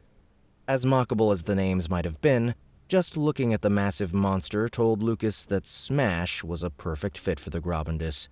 Live up to it? The Grobendis looked confused. How you mean? What does Smash you mean? Never mind. Lucas quickly wanted to change the subject when he realized the wordplay trap that he had fallen into. Don't worry about that just yet. I'm going to need you to do something very important for me. Smash? Smash asked. Smash, Lucas affirmed, nodding. I'm going to have those men, Lucas pointed at half of the soldiers, dragging his finger around to make sure the Grobendis and the soldiers knew exactly which ones he was talking about. Stand in front of this door. I need them to organize into 2 groups of 4 and get their halberds ready. When the doors open, you're going to attack whoever is standing there. Then, these soldiers here are going to defend your flanks. My flanks? Smash asked. I'm not fat. I don't have flanks. I'm thin, the obviously fat Grobendis stated. No one argued. No, he means your sides. Dennings said from the back. Darling, can you explain it to your pet? He's always so dense. 'Cause muscles are dense. Smash quickly shot back. Not fat. Fat, not dense. I have many muscles. I'm strong, man. What is it with monsters and being worried about body image? This guy would be a perfect fit for pairing with Sabah. What about us? Some of the guards in the back asked. What do you want us to do? That's easy. You 4 are going to defend me, and you 6 are going to split up into 2 groups of 3. As the main group gets assaulted, they're going to get pushed back. He turned to Smash, the only one that might be able to hold his place, and added, which is fine. Let them push you in. While they push deeper into the throne room, you 6 need to come in from the sides and make sure that you don't let them surround us. This room is huge. If they are allowed to just pour through, we'll be attacked from all directions. If you 6 fill in the gaps on the side, it'll actually work to our benefit. It'll create a concave formation, and we'll have the advantage. Lucas knew from experience that weapons such as halberds that had a longer reach were always at an advantage against those without it. Most of you are going to die, and I only expect Smash to have a chance at living, depending on how thick his skin is. Without a shield against wave after wave of peasants, Lucas knew that they wouldn't last long. What he really needed them to do was stall long enough for him to launch as many spells as possible. Having Smash, every single guard in the place, and the bosses in the same room was going to make this an incredibly difficult encounter for the rebellion, likely much harder than anyone was expecting. As for you, Lucas said, as he turned and looked at Roland, I'm going to need you to do much more than just heal your woman. If you see anyone about to die, make sure they stay alive. And whatever you do, don't let him fall. Lucas pointed at Smash. He's going to be the key to our survival. Dennings looked over at Lucas. What are you going to... The door to the throne room shook. Lucas had been so busy constructing his plan that he had completely forgotten to be on the lookout for the enemy. Luckily enough, while he had been addressing Roland, the guards and Smash had gotten into position. The doors snapped open to reveal dozens of people. Each of the villagers was wearing the same poor-looking outfits for the most part, but 5 or 6 were equipped with professional-looking equipment. Lucas didn't think it was too unreasonable to assume they were players. As the flood started pouring through, the guards' halberds descended. It only took a second before the first half-dozen people were cut down, but the halberds were a slow weapon that couldn't be retracted and used again quickly. The villagers poured in, and the guards pulled back a little, leaving Smash on the front line. The 6 guards on the sides came forward as planned, descending on the flanks of the advancing mob with their weapons. Lucas noticed several players in the back, smirking as they watched expendable NPCs die to the guards' continuous, well-disciplined strikes. Inch by inch, Lucas's team was forced to give up ground, and he instantly realized exactly what he should be doing: controlling one of those players. He targeted the nearest and toughest-looking player, someone holding a large 2-handed hammer, and began casting meddling mines. Dennings started mumbling something to herself, and Lucas turned to look at her just in time to see her start spinning around in circles. She started rotating so quickly that she created a sort of spinning top-like effect, and her blade became a blur. Spin, spin, spin, spin! Win! She shouted, having reached an incredible twirling speed. Her body lit up with a bright neon green light as she hurled herself through the air, over the guards, and into the little kill box right in front of the entrance. She was a tiny, little, twirling top of doom, cutting in all directions, and her sword turned a bright neon green as she butchered everything that got close to her. Within seconds, she had cut down well over 30 people. For a moment, Lucas wondered whether or not she was going to simply kill everyone on her own and if meddling mines was even needed. Then, before he had to make a decision, her twisting attack abruptly came to an end. Dizzy! The tip of her sword dragged across the ground as she slowed to a stop, and she clutched her head with her free hand. So dizzy. I didn't drink last night, did I? Why am I so dizzy? Her voice sounded off as she stumbled about aimlessly. My quest! Lucas was the only one who seemed to see any urgency. Smash! Pick her up and put her behind you, Lucas ordered. Why? Smash asked. Before Dennings could recover, one of the players rushed forward and stabbed her right above her hip. I'll give you a... Crap. What do monsters like? I'll give you an eyeball after. Eyeballs! Smash finally moved and did exactly as Lucas ordered, stepping forward and batting aside the player that had stabbed Dennings as if he were an annoying gnat. The man flew back into the hallway, and there was a loud crack as his head collided with the stone wall and burst open. Smash then picked up Dennings, set her behind the line of guards where Roland was, and her fawning husband instantly healed her wound. So dizzy, Ro-Ro, she said, collapsing into Roland's arms. And there goes our healer and our doom wheel, Lucas thought with a sigh. He had paused his channeling of meddling minds the moment Dennings slowed down, but now that she was safe, he began again. The spell went off a moment later, and the man holding the 2-handed maul raised his weapon up and then brought it down on the closest villager. The maul cracked the man's head open like an unfortunate fruit. The player then continued on to repeat the maneuver 3 more times. Everyone around him was briefly stunned except for 2 villagers, who reacted by running him through with pitchforks. They were joined by a dozen of their closest comrades a moment later, quickly reducing the maul-wielding player to a bloody pincushion. Crap! That wizard got our friend, Dirga! I've heard about that one on the forums. He's the enchanter that captured the princess. Kill him first! One of the players, a red-robed mage, shouted. It's the one who looks fancy! Kill him before he gets you too! Before Lucas could even hope to cast another spell, an earth spike appeared under him, forcing him to jump back. Smash, please! Freaking smash! Lucas pleaded. The archers couldn't shoot over the peasants, but spells like Earth Spike, Rock Lob, and Raining Icicles started to build up around Lucas, forcing a quick retreat. While he managed to dodge the first 5 or 6 spells, the 7th Earth Spike manifested right underneath where he had intended to move. The sharp point burst up from the floor, through his boot and into his foot, rooting him in place and dealing 97 damage. Ah, Roland! Lucas shouted. Heal! Roland looked up from petting Dennings' cheek. But Dennings needs more love. She's still dizzy, aren't you, babe? Heal me, Roland! Lucas shouted again, and this time he actually received the aid he wanted. The spike retracted from his foot, and the wound patched itself up just as a rock lob exploded next to him, sending dozens of fist-sized rocks hurtling toward him. Lucas was struck across the face by several of the flying projectiles, and then 5 more slammed into his chest, pulling him down to 193 hit points. Seconds later, Roland healed him a second time, once more restoring his lost health. Smash! Come on! Smash! Lucas dashed forward and zigzagged around so that the casters wouldn't be able to target him so easily a third time. There's so many people. Smash don't like this many people. Smash shy!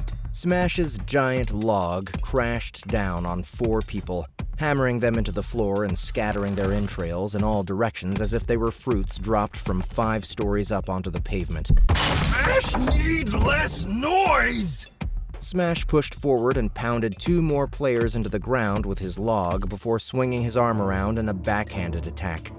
Several more people were caught by his flying fist, and they all went flying back into the hallway and into the wall there. Meanwhile, even though Lucas hadn't intended to play the part of a tank, he had drawn the mage's fire, leaving Smash and the guards to wreak havoc on all the melee combatants that kept pressing forward. It wasn't long, though, before 2 of the guards were struck down by scythes and pitchforks, and the swarm of peasants pressed farther into the throne room. It was beginning to look rough for Lucas. He was constantly running back and forth, doing his best to dodge and relying on Roland to patch him up, when Smash finally reached one of the mages. With a single swing, Smash's giant, trunk-sized log splattered the sorcerer who had been chain-casting Earthstrike at Lucas. Change targets! Take the big guy out! The red-robed mage shouted from the back. He was an Alfar, standing a head taller than those around him. The big guy will kill us before we can take out their enchanter! Lucas wasn't about to let them off easy. They must think that I'm not paying attention to what they're saying, like an NPC wouldn't. They're issuing out orders the same way I do when I'm fighting against monsters. He laughed to himself in amusement and rushed forward the second the mages changed targets from him to Smash. No! Leave Smash alone! Smash yelled as Lucas approached the entrance. Smash wasn't able to handle the volleys of magic the same way Lucas could, and in less than 5 seconds, his skin turned from green and gray, flesh and stone, to nearly a solid coating of blood. Lucas felt bad for Smash, but there was no way for him to get a clean shot around the massive monster. He still had 3 charges of chain lightning ready to fire off at a moment's notice, but he simply couldn't find a target that wouldn't result in Smash getting fried as well. So, as a result, Lucas pressed farther forward and ahead of even the guards. Since he was too close to use his prepared spells now, he swapped to the backup on his staff that had rarely ever been used. Fire Breath.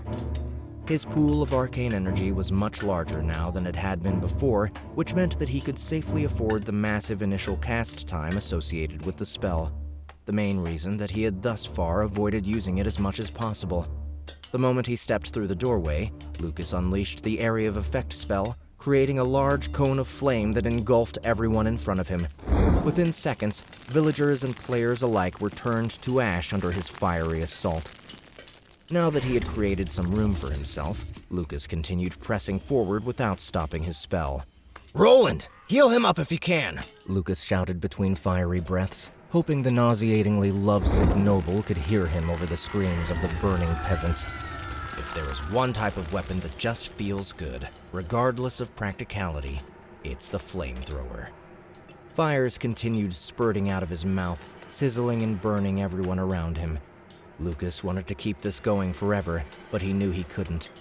He could creep around at a slow pace while maintaining the spell, but that was about it.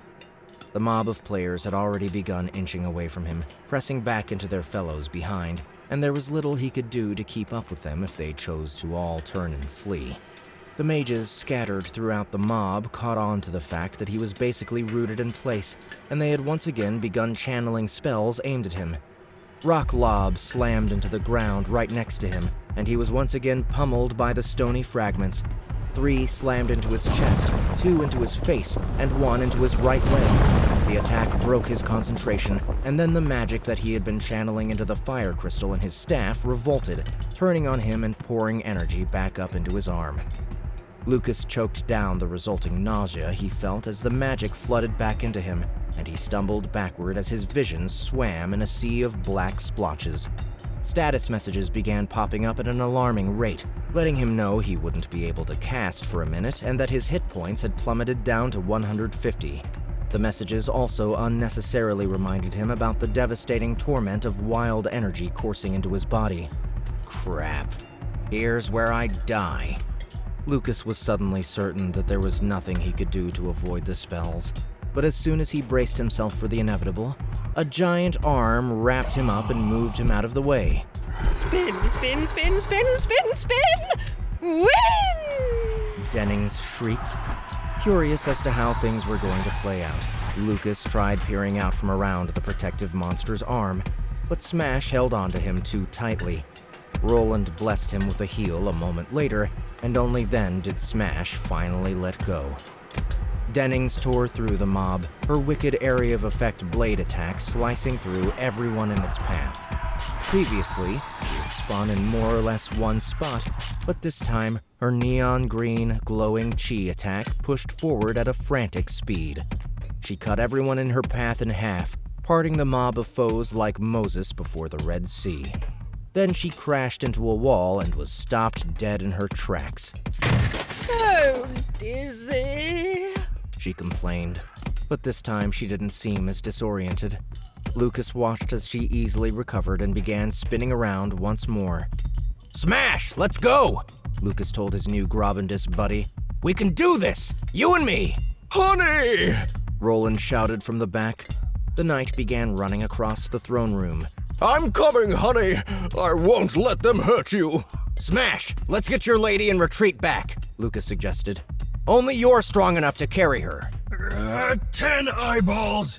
You owe me 10 eyeballs! The big Grobendis said as he darted toward the still twirling Dennings, who was now making her way down the hall.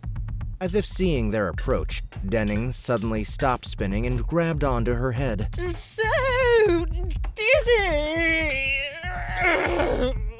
She collapsed to the floor with a loud groan just as a swordsman struck out at her.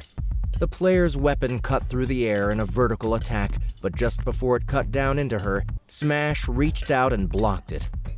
Then, seemingly without a care in the world, Smash reached out, picked up Dennings with his free hand, and retreated back into the throne room. Dodging an earth spike, Lucas covered their escape by letting out a burning fire breath on the unfortunate 8 people that followed too close behind them. Let's go, little man! Smash shouted. He then grabbed and threw Lucas over the log that he was holding on his left shoulder. Lucas landed right beside Dennings, whom the Grobendis had apparently tossed up there moments ago. As soon as Lucas was back inside the throne room, he let himself fall off the makeshift log mount and shut the doors. The task was much harder than it should have been because each door was blocked by at least 5 or 6 bodies, which he had to shove out of the way. The doors had been broken open earlier, but Lucas figured that it would still be possible to push them closed and barricade them. Once he was done, he turned to Smash and said, Use your log and help hold the door closed. Smash! The Grobendis picked up the tree-sized log it used as a weapon and then pressed it against the door. The peasants on the other side began pounding against it almost instantly, but the Grobendis-supported door refused to give way.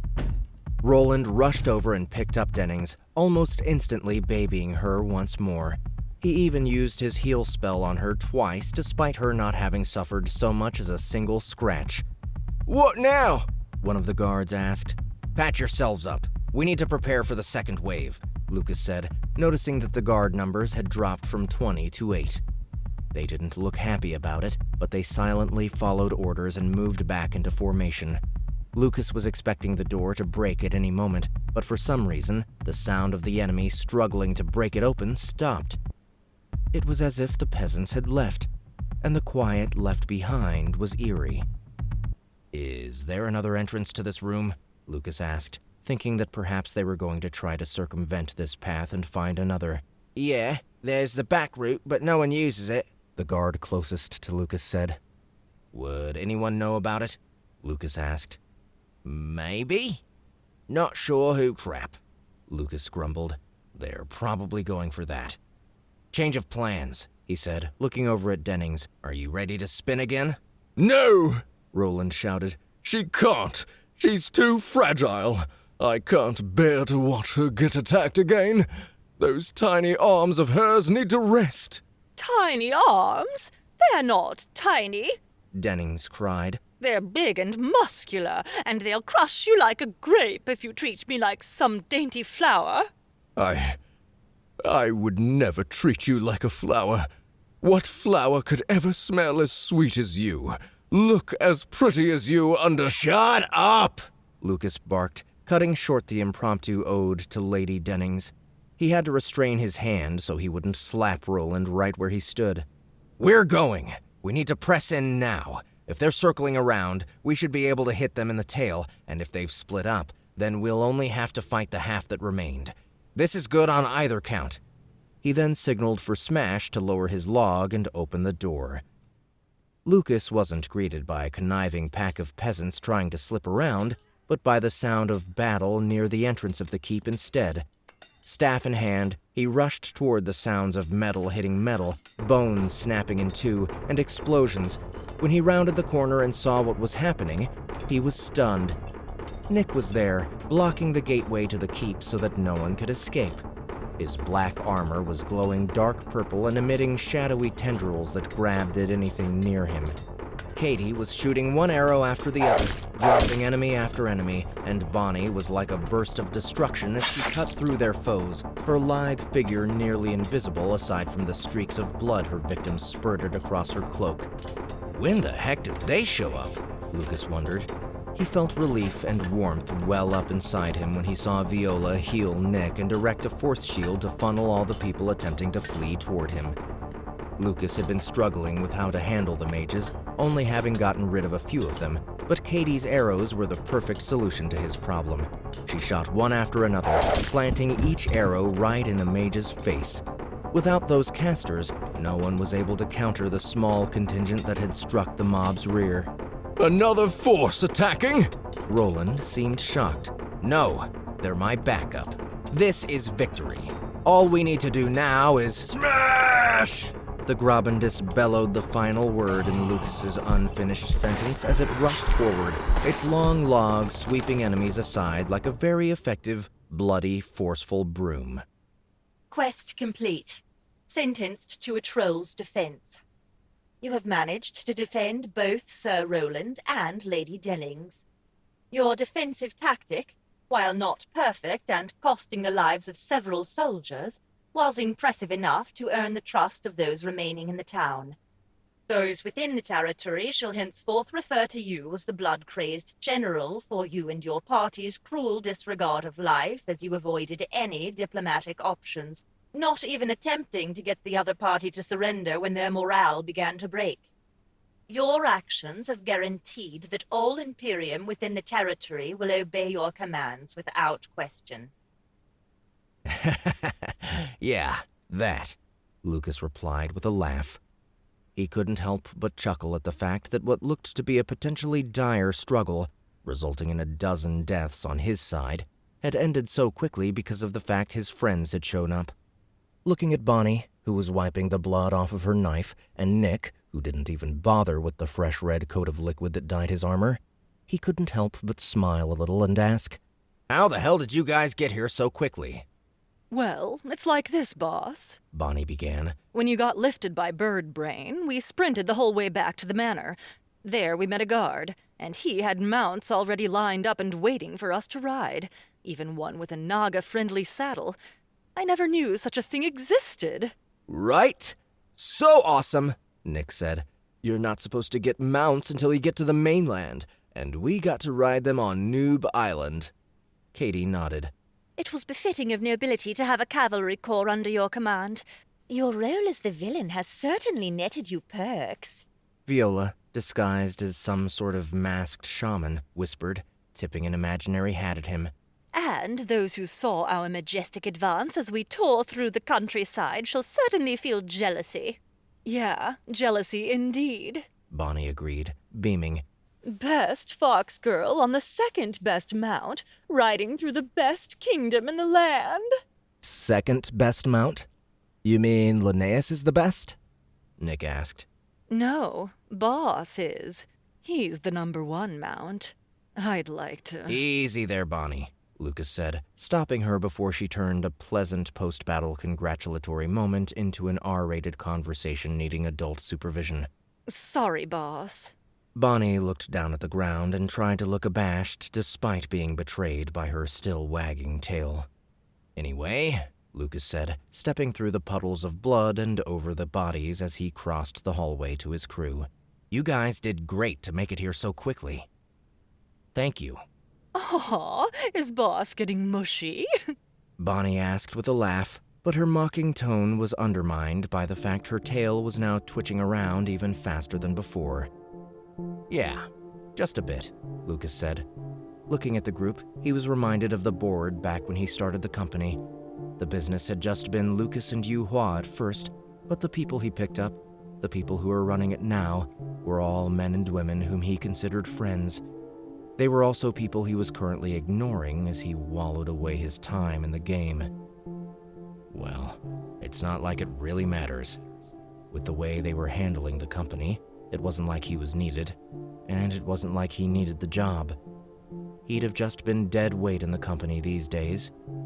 But here he was needed.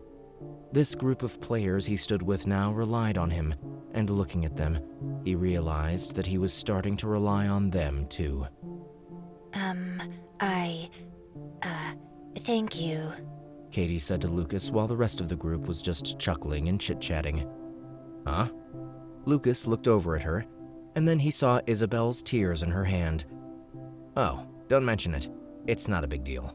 No, I mean, really, thank you. She clutched the bow tightly to her chest as a red color stained her cheeks. Really, no big deal.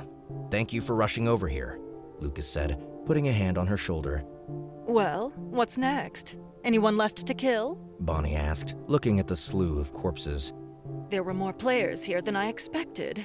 Yeah, there were a lot of players, but I don't think that there are any left, Lucas said. As far as what's next, he looked over to the noble couple and let the unfinished sentence hang as he tried to figure out what he wanted to do.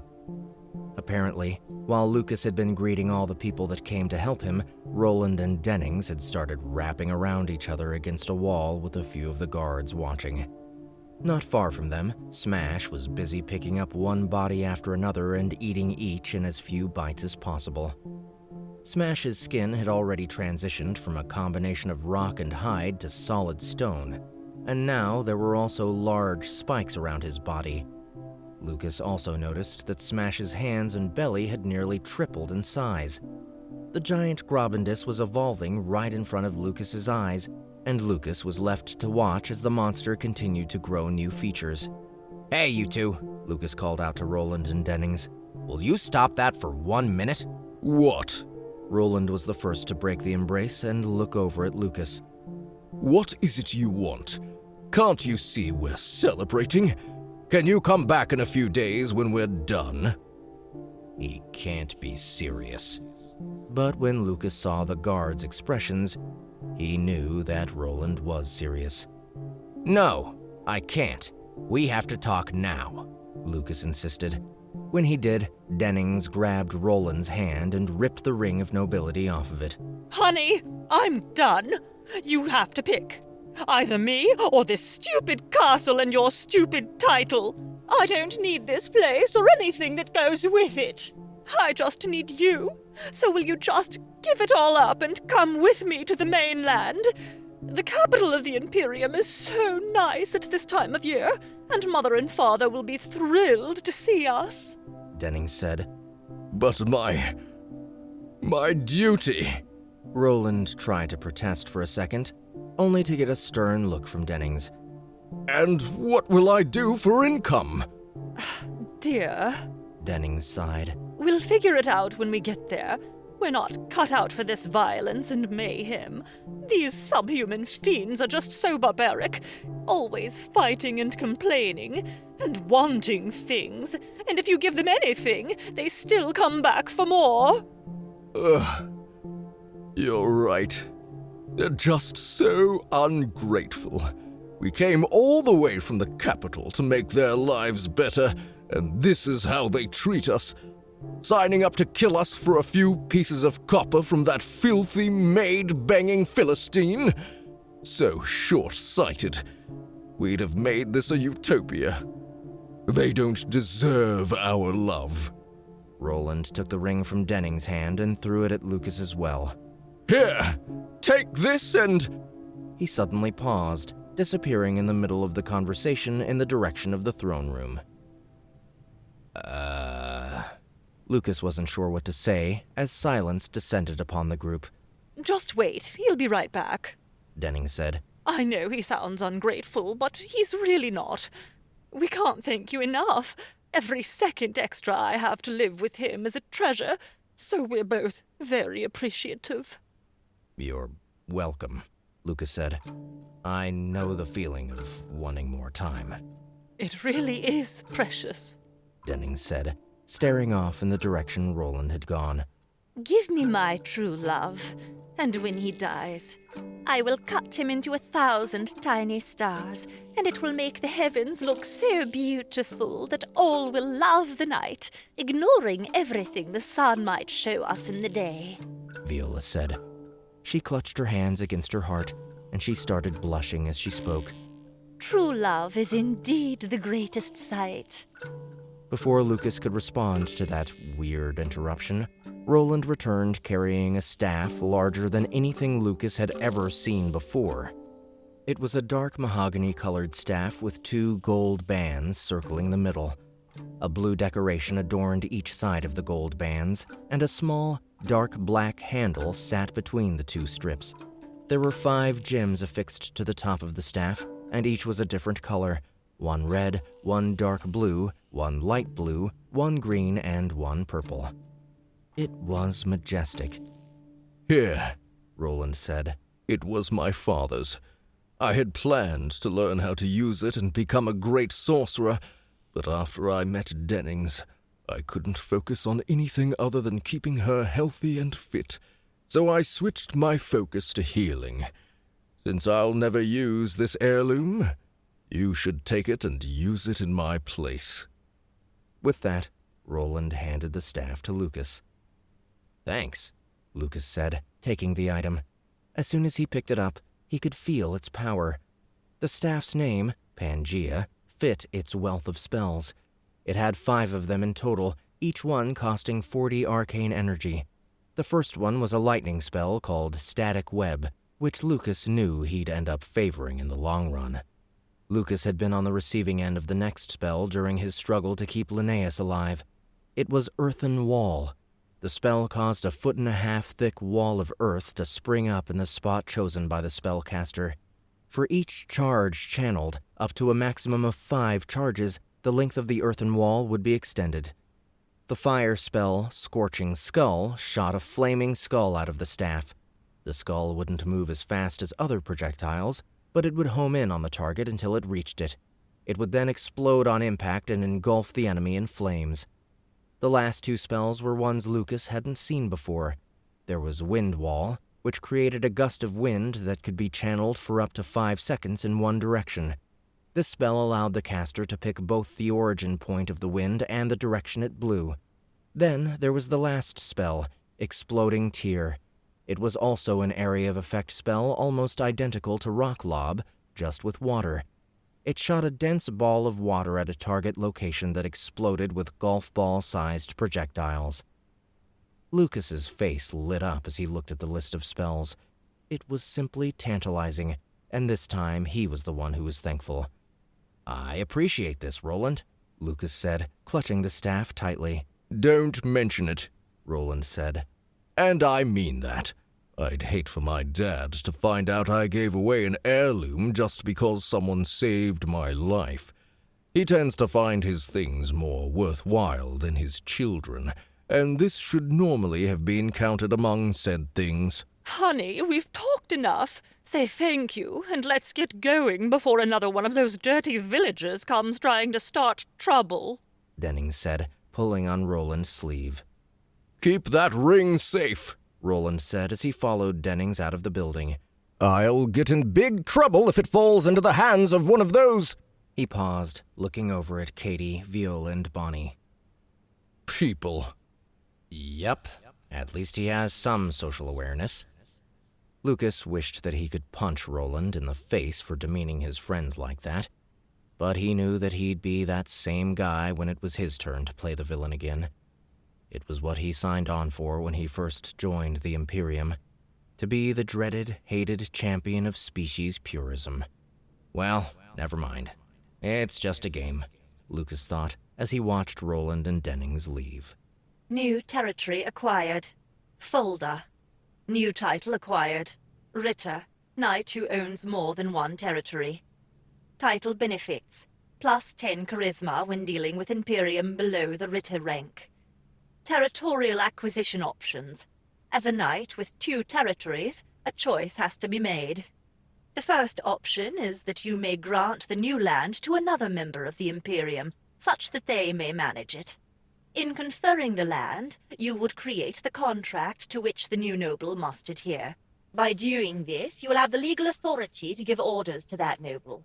But should the new noble fail to adhere to the contract, you will also have the legal authority to reclaim the territory and appoint another individual to manage it. The second option is that you may manage it by proxy, sending orders from your own land.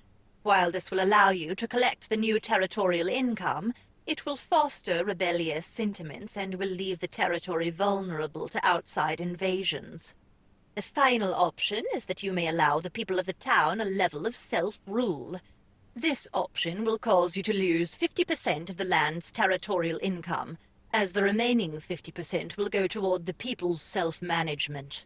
However, the prosperity and population of the town will grow faster under self-management than direct rule. Switching from this system back to one of the previous 2 options will cause a penalty, the nature and severity of which depends on the ruler's reputation. Lucas read through the list of options and thought hard about what he wanted to do. He was surprised that the new territory didn't have any special contracts like the one Keegan had established with Waldburg, but given that Roland seemed like a relatively new noble in Hesse, he didn't think too much of it. He did, however, notice that the population of the town was low. Abysmally low. Fulda's current total population was only 53, and about a dozen of those were just the guards that worked at the manor. The monthly income wasn't great either at a paltry 14.8 gold. Lucas looked at his group and wondered if he could make one of them a lord, but the only one who qualified was Nick. Technically, he was the only one who was human and therefore an actual member of the Imperium. Without him, Lucas's party would be short its only tank, and that was a position that Lucas wasn't sure he wanted to leave empty right now. But, Lucas sighed, I have to do right by the people with me. Even as he opened his mouth, he knew he was somehow going to regret it later on. Nick, there's no chance you want to leave my employ and start your own dungeon, is there? Lucas asked. Wait, we can do that? Bonnie's ears perked up. And why him, boss? Why not me? I could use the extra dungeon cash. It's actually not that cheap to run one, Lucas told her. Oh, expensive? Nope. I'm the only one allowed to be high maintenance in my life. Can't have my hobbies filling that role too. Thanks for the offer though, boss, Bonnie said, completely forgetting the fact he hadn't offered anything to her. You mean I'd have to go out and start my own party? Nick asked. Leave this one? Yeah, it shouldn't be hard. You can probably use random villagers to fill your ranks until you get up there a bit more, he replied, watching as Nick's face perked up for a moment, but then soured. No, I'm fine, Nick said, his shoulders hunching forward a little. You sure? Lucas asked. It was a little odd that someone wouldn't want to have a turn at being a dungeon lord. Yeah, I'm sure. I think I'm happy just sticking with this group, Nick said, drawing a small smile across Lucas's face as he empathized with the sentiment. Lucas didn't blame Nick at all. It was fun playing this game, not just because of what he was able to do with the dungeon, but also because of who he was doing it with. All right then, Lucas said. With that, he selected the third option to let the people self-govern. All he could do now was hope that the town would generate more people over time. He also had a sneaking suspicion that Smash and his appetite were a chief reason why Fulda, which had originally been bigger than most of the other starting towns, was currently lowest in population. When he selected the menu, he saw his own dungeon's net territorial income increase by 7.4 gold. For allowing the people in one of your territories to self-govern, you have earned a new suffix, the democratic. This suffix will slightly increase your favorability among non-ruling class members in self-governing territories and boost your charisma with them by 10. Current suffix, the murderer. Effect, none.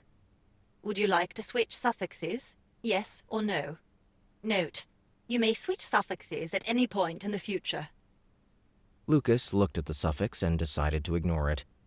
The Murderer was a much more appropriate title for a villain than the Democratic. Even though I'll take a small hit with my story quests, I probably should keep that title, Lucas thought, as he pulled up his dungeon menu and started to browse through the upgrades again. The first thing he checked was his 10-man guard patrols. That's what I'm talking about, Lucas thought, as he saw their player subjugation rate had risen from under 5% to a little over 12%. It still wasn't anything to write home about, but it was impressive. 2 of the guards had even reached level 3, and with the basic training option having been completed, their attack value was listed at 11. Of those points, there were 5 points as the base, 2 from levels, 1 from using 2-handed weapons, 2 from the nicer weapons he had purchased for them, and 1 final point from the basic training. The guard's attack value was over 120% higher than when they had started. Not satisfied with the 12%, Lucas checked how much was in his territorial coffers and saw that the number was at 117 gold this time. He took that cash and immediately dumped it all into armor upgrades for 5 of the 10 guards. Each high-quality steel armor cost 20 gold. He then took the remaining cash he had and bought 1 more weapon to make sure that every person had one. Relationship quest, damsel in distress. Because of your deep connection to Lady Jun Guan, you are aware of the fact that she is in danger. Warning, this is a time-sensitive quest. If Jun Guan dies during this event, she will no longer be able to respawn, and you will lose your sponsor to the Imperium, complicating any future interactions with the Imperium. Warning, dying during this quest will result in the permanent termination of your status in the Imperium.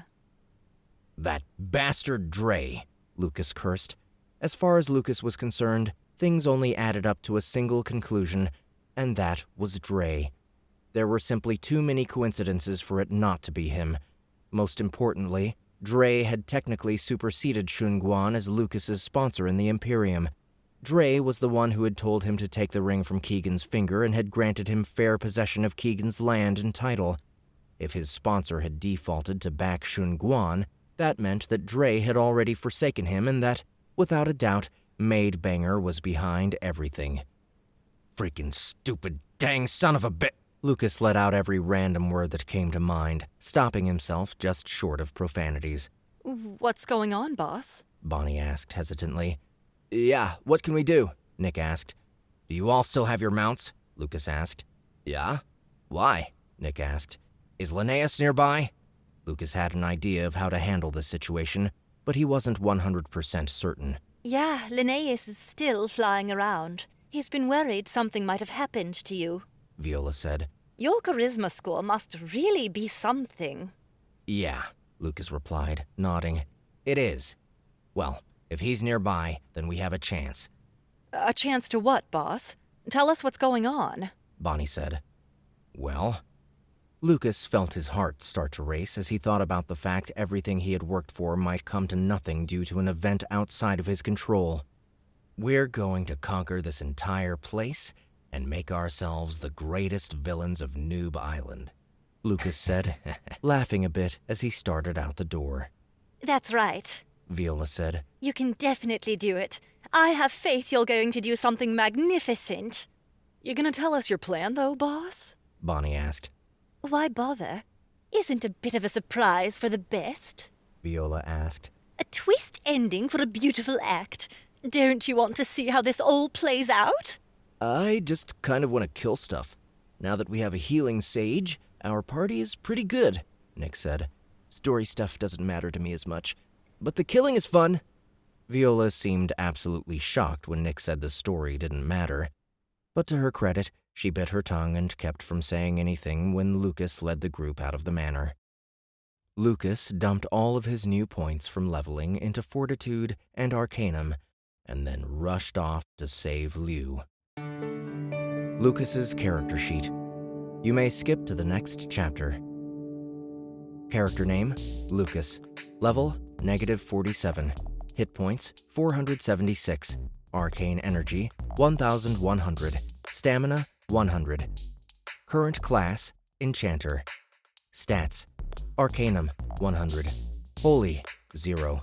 Athletics, 0. Fortitude, 40. Charisma, 100. Luck, 0. Unspent, 0. Current elemental attunement. Lightning affinity, 1.5%. Effects, +3% lightning element damage, +6% lightning element channeling speed, -3% non-lightning element channeling speed, +0.75% lightning element damage resistance. Arcane resistance, 2%. Combat proficiencies, none.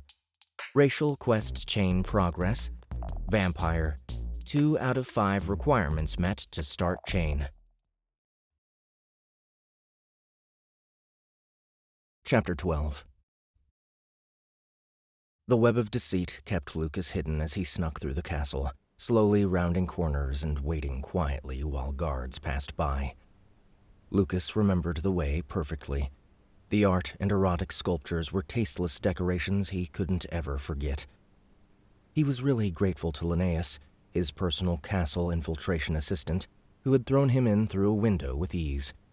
Just like before, Linnaeus had reminded him that he was contracted for the sole purpose of helping out Lucas's dungeon and not anyone else's, and then failed to offer any further aid. There it is, Lucas thought, seeing the throne room directly ahead. Lucas was happy to see that there were no guards stationed there, since he very much doubted that he would be able to tackle them alone, and there was no way for him to sneak through the doors undetected, invisible or not.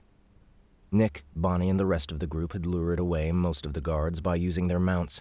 The result was that most of the keep's defenses were busy chasing them in circles, and while they were all distracted, Lucas had been able to make his way straight to Dre's chamber. Now that he had arrived, however, he was somewhat anxious, mostly because the door was ajar. Lucas approached and tried to listen for a second to what was happening in the other room. Legrand, this is freaking stupid. Will you just stop already? Liu practically shouted. Stop? Why the hell should I stop? This whole island is mine, and so is everyone on it. Dre shouted in return. The island isn't yours. It's the players. You're just supposed to be moderating it, making sure the quests go smoothly. What you're doing right now is a breach of conduct, and if you don't stop, I'm going to have to report you. Liu yelled. Lucas slowly edged the door open just enough for him to sneak in, and the first thing he saw once he was inside was Dre von Maidbanger, the man who had been a pain in his backside. He was seated at a table across from Liu, openly leering at the woman. Most surprisingly, Liu's avatar no longer looked like her sister, Yu Hua. Instead, she looked just as she did in real life, scar and all. Report me? To who? Your boss? That's me! I'm that boss! I'm the only one you report to, so what are you going to do? I'm going to go over your head, you freaking creep! Liu shouted. No, you're not. You're either going to quit and end up flat on your filthy, unemployed backside, begging for another job that gives you half as much freedom as you get here, or you're going to do what I say and change that model back to the other one. The one I like. The one everyone likes. Otherwise, you're going to get fired so that I can change it back on my own. I've already told you that I'm not going to. And I've already told you that you can go suck it, you creepy bastard. There is no way in hell I'm ever going to put on that face for a perverted, licentious, rotten bastard like you. Liu's face was solid red. Her hair was in a tizzy, and her hands were balled up into tight fists. Why not? Why are you being so stubborn about this? Legrand, which was apparently Dre's real-life name, asked. Just look in the mirror. Look at how hideous you look with that scar across your face. Why the hell didn't you get that thing fixed? No one would ever even look at you with that face, would they? Isn't that the reason you sculpted that pretty girl in the first place? So that I would look at you? So that I would give you attention? Why don't you just admit it and change back to the face I like, so that I don't have to be horrified by that grotesque visage of yours? This scar is who I am, and who I am was never your damn plaything! Will you stop acting like I am some part of this territory you can own? It's gross, it's stupid, and no matter what you do in this game, I will never be with you. Do you understand? Never! It blew Lucas's mind that such a scumbag could exist, and it cut deep when he thought that he might have unwittingly played even the smallest role in this degenerate scheme, unknowingly making Liu suffer in the process. Here she is, trying to move on with her life, and this brute is only pushing her back down again. I will hurt him. I will hurt him over and over again. The scene stoked a fierce indignation in Lucas. It wasn't just anger Liu was showing. It was hurt. Lucas could feel her pain as he watched her break under Legrand's words, and he knew why. That scar had probably hurt her every single day she looked in the mirror, and for reasons other than vanity. Staring at her, Lucas realized that he was guilty. No matter what, she had sat down and talked to him day after day for 2 years of in-game time. She had always made an effort to call him, even when he never answered the phone. No matter how much he had lashed out at her when he had wanted to curl up and let the world go on without him, she had tried to cheer him up day after day. If he had discovered that she was Shunguan and avoided her in the game, he had no doubt that she would have still found a way to be there for him in any way she could. She would have tried to find a way to make him smile. She was good. Looking at her now, he realized that was why he had blamed her the most, so that he would have a reason not to see her, so that he wouldn't smile again. He had hated himself and had wanted to suffer, and pushing her away had been the easiest way to accomplish that. Well, if you don't change your face back to that pretty girl's today, then who you are isn't just going to be some wench with a scar. It's going to be broke. A broke, ugly, disgusting woman that no one will ever want, who has no place to go, and who will never be hired again. That's all you were to begin with before I gave you a chance to be anything else. This land is mine, and if you're not mine too, then why don't you just get the hell out of my world and go back to whatever hole you crawled out of, you stupid slut? You stupid low-life fiend! Lucas yelled, finally unable to watch Liu suffer anymore under Legrand's verbal abuse. He unleashed a scorching skull straight at Legrand, and the floating fiery head erupted from his staff and shot right toward the scumbag. Who the hell are you to say she's ugly? Glancing over at Liu, thinking about how she was family, how he would never reject her again, Lucas turned back to Legrand and added, "And who the hell are you to say she has nowhere to go?" Lucas shot another scorching skull at him. You think she's worthless? You think she's hideous? Lucas roared as the first skull struck Legrand and flames engulfed him. Ah! Legrand screamed out in pain, and in an even louder voice, Lucas roared back and then launched a third scorching skull.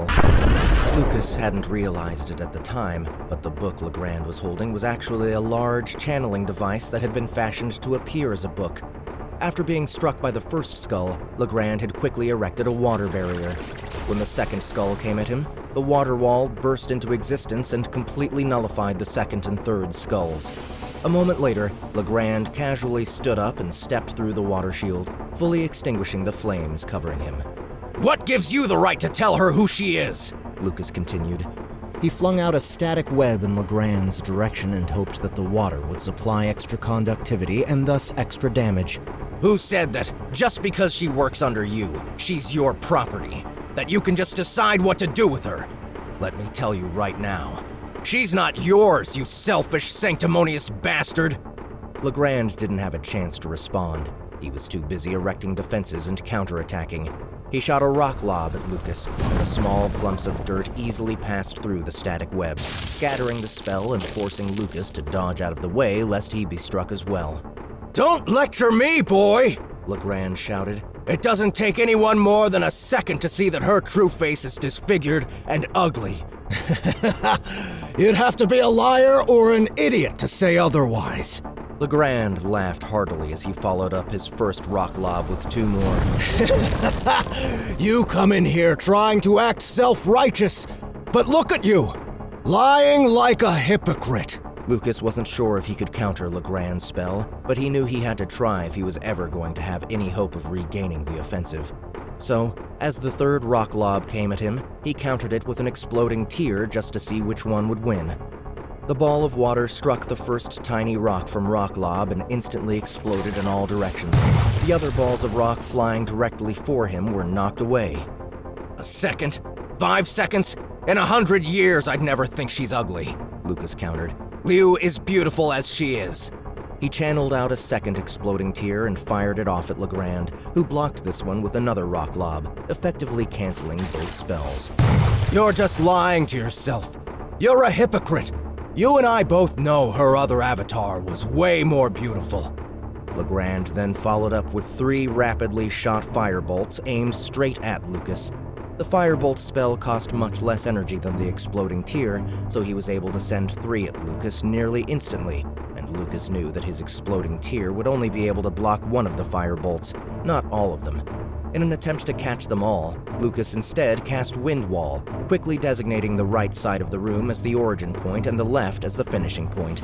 The giant barrier of wind swept away the firebolts and sent them careening into the wall. That person, Lucas sent another static web through the fading field of wind, isn't who she is. She's Liu, and she's fine as she is. She's beautiful as she is. Not that it is something you get to decide one way or the other. Lying. I'm just telling the truth. I'm just doing what you should be doing. Chasing pleasure. You're the idiot trying to make things complicated so you can, what? Respect some hussy who isn't even your girl?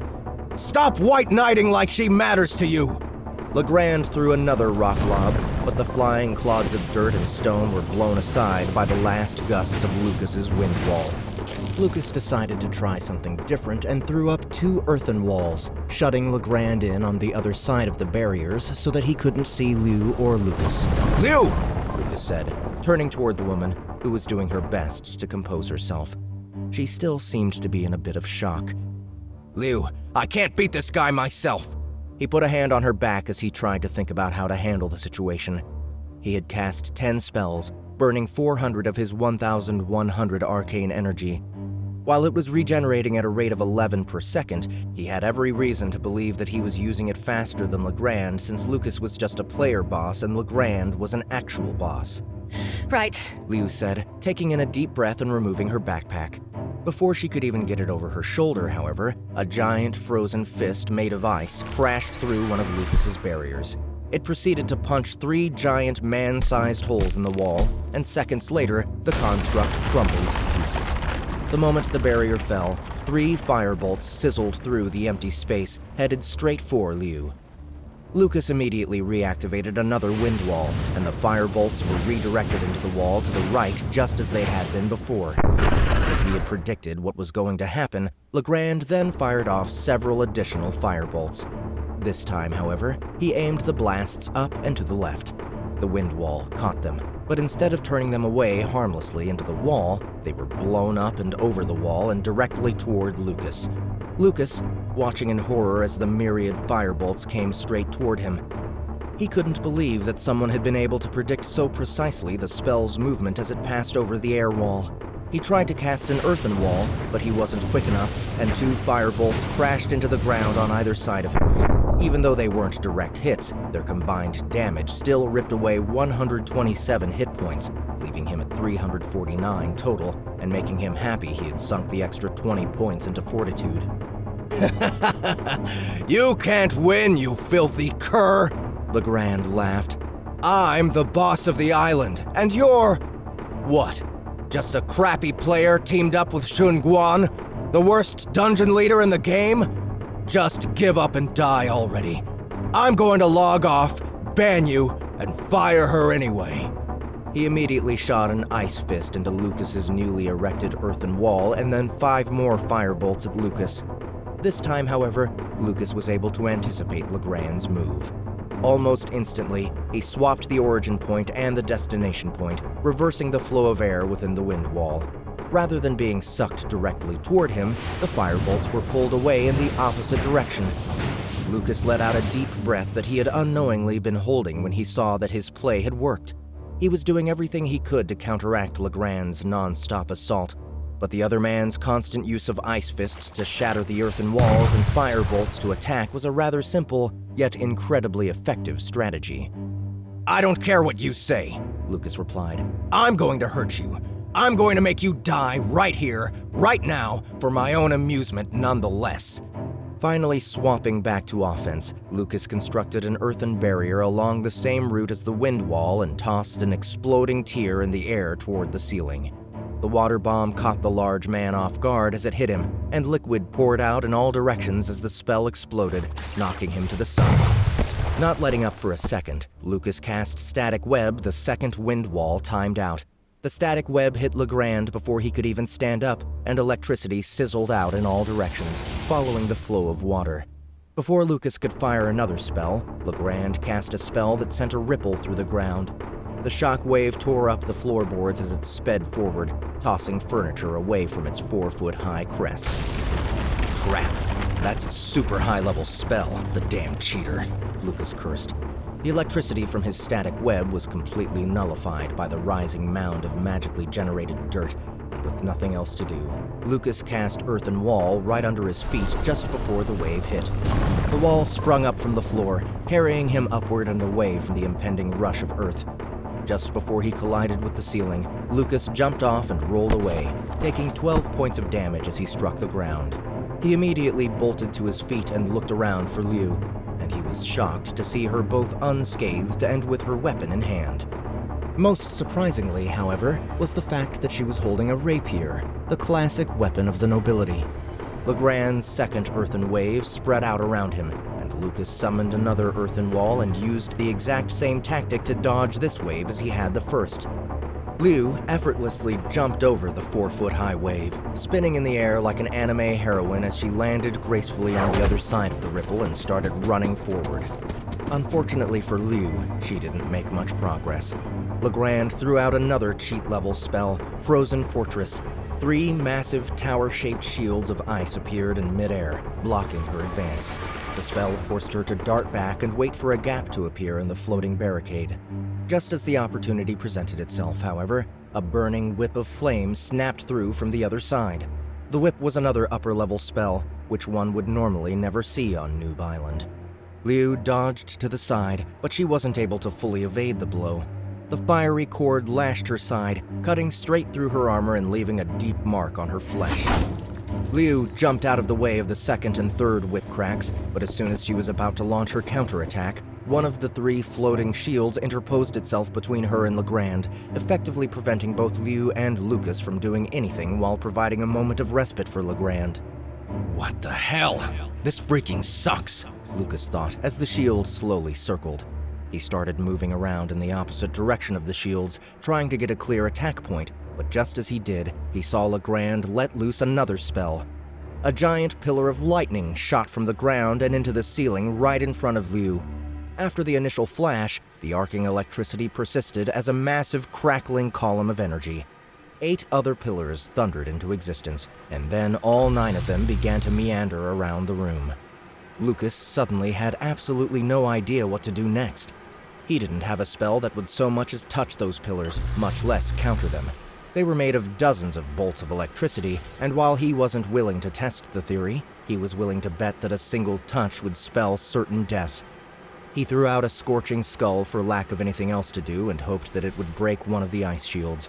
But before it could reach its target, one of the lightning pillars shifted direction and absorbed it. Lucas threw out 2 more scorching skulls, but they were shattered by Legrand's fiery whip, a spell with more intensity and fury than Lucas's own fire spell. When none of his initial volley of spells worked, Lucas looked over at Liu to see how she was doing.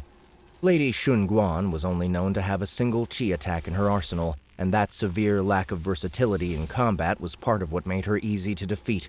The attack wasn't fancy. It was a simple rapier thrust. She would shoot forward and do damage based on how much speed she could build up as she charged her opponent.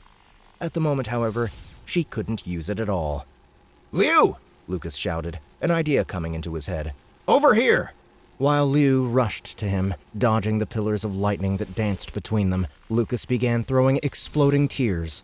Legrand was able to channel spells quickly, though not nearly as fast as Lucas, since many of his spells were high tier and required a lot more arcane energy than the ones Lucas had access to.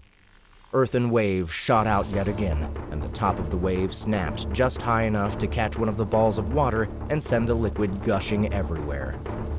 With Earthen Wall still behind him, there was nowhere for Lucas to escape to. The water itself was harmless, but the room was practically soaked at this point, and the last few exploding tears had formed a giant puddle that was constantly creeping ever closer to the slowly moving lightning pillars. With the puddle in front of him, the wall behind him, and Legrand himself well defended, Lucas was basically trapped. When Liu reached him, he knew it was time to make his Hail Mary play. He threw an earthen wall in front of Legrand so he couldn't see anything, buying himself a few seconds to talk to Liu. What's the plan? Liu asked as she jumped over the puddle and landed next to him. We need to use those shields against him, Lucas said, referring to the large floating tower shields of ice. But how? We're going to attack him from that direction, and he won't suspect the shields to break, so if we can get through, it's our chance to win. Huh?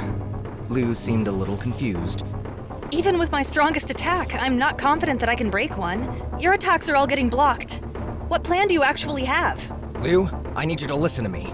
Lucas rested a hand on her shoulder and looked her straight in the eyes. And trust me, I'm going to give you the power you need. You just have to focus on one of those tower shields.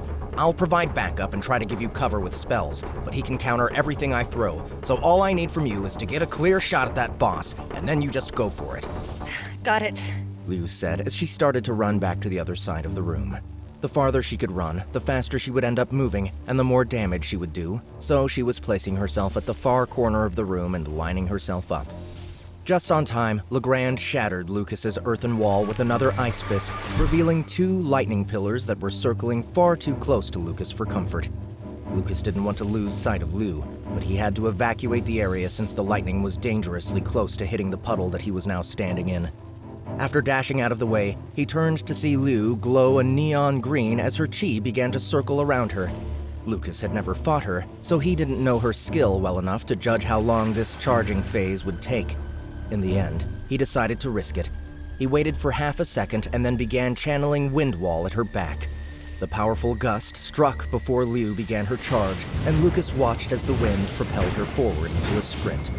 The neon green chi shrouding her transformed from a weak aura to a dazzling blaze so bright that her skin and armor became indiscernible through its radiance.